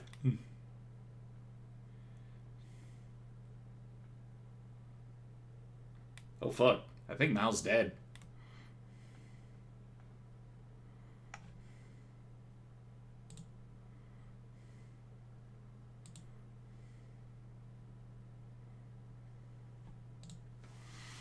F's in chat for Mal. He couldn't survive my TED talk.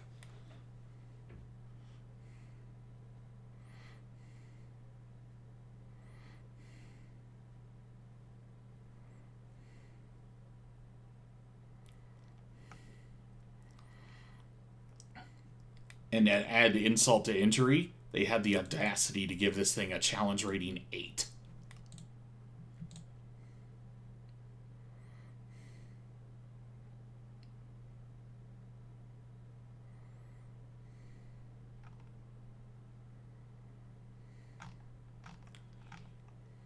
Back. Welcome back. We were confident that my TED Talk killed you. Sorry, I forgot to say I went to the bathroom. I couldn't hold it anymore. Nope, fair enough. But in any case, you missed the entire description of that of my side of the encounter. So I guess I'll just make that my first clip. That's okay. All I was missing was hell wasps. And not a single thing was missed.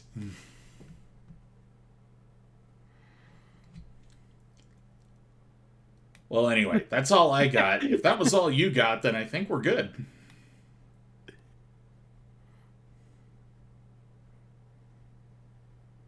Okay, so YouTube feed, we need to talk. Okay. Oh no. Yeah. Actually, yeah. Hold the fuck up. I had music playing randomly in the background, right?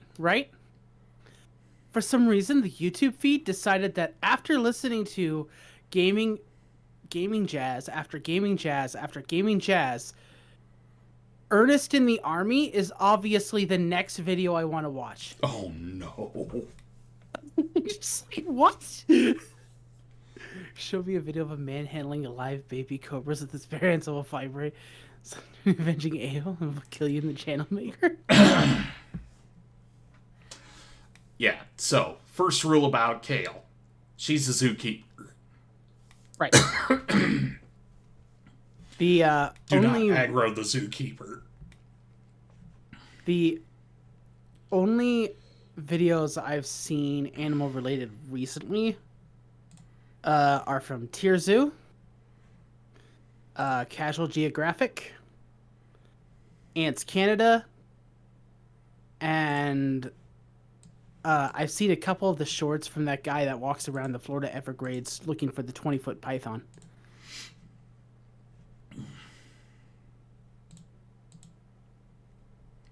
I've been watching a ton of stuff on Mudang. That's about it. Oh yeah, Mudang. I just love that overly dramatic hippo. Overly dramatic hippo. We do stand Mudang. Okay, so just for clarification then, Kale. You're a zookeeper. You know the shtick. From what you've seen of Mudang, they're doing it right?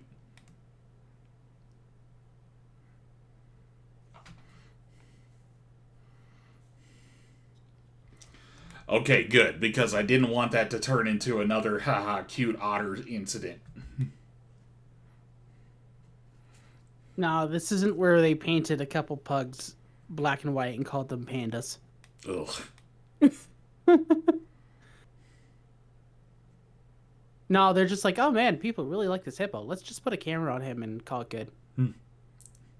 Well, yeah, that's because she's insanely overdramatic. Pay extra attention to this hippo.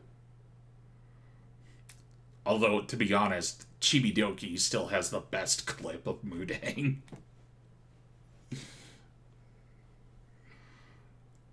Where she's just, oohing and eyeing over it, and then someone comes up on screen and interrupts her adoration moment, and she just flips out.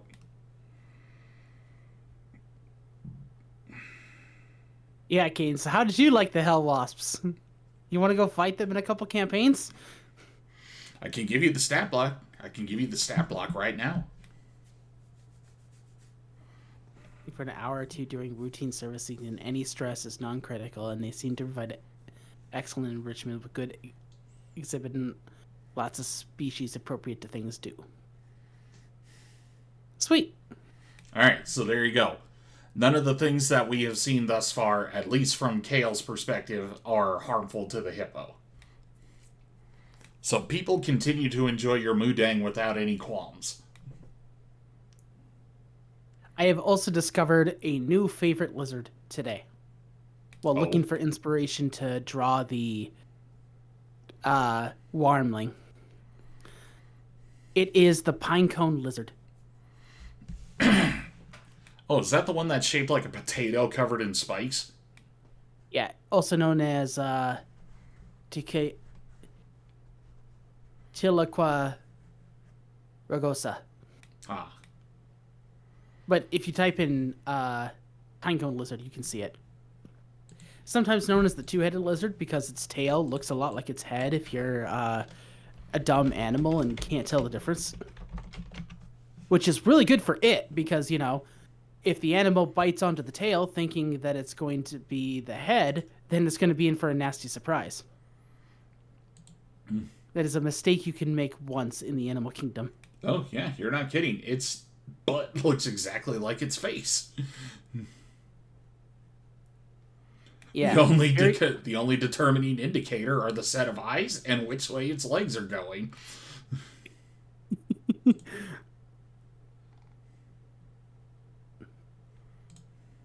Yeah, I freaking love this thing. It looks so it looks so derpy. I love it.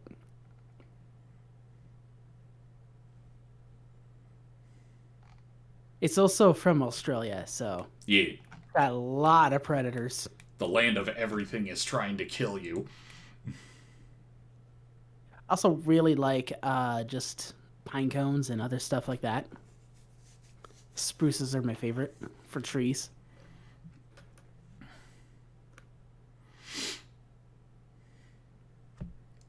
Alright, so I think we've officially wound down to the end here.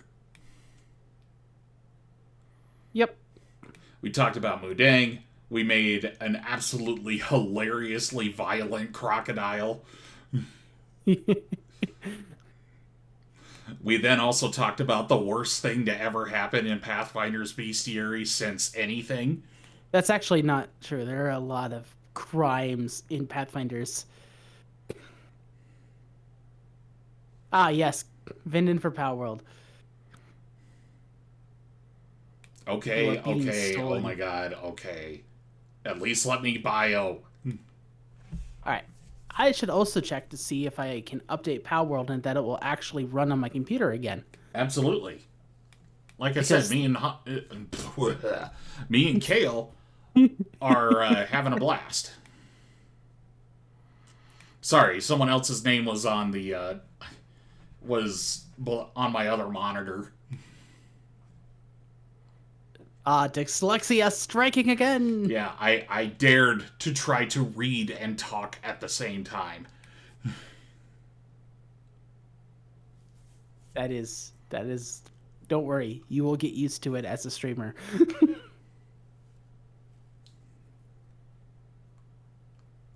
No. It's somebody else I got followed on Twitch. No, you're good. I wouldn't dare dox you, I promise. Anyway, I gotta go take some meds. Okay. Well, folks, I hope you had fun. Maybe we'll do it again next week. Yay! See ya. Goodbye. Thanks for the fish. You bet.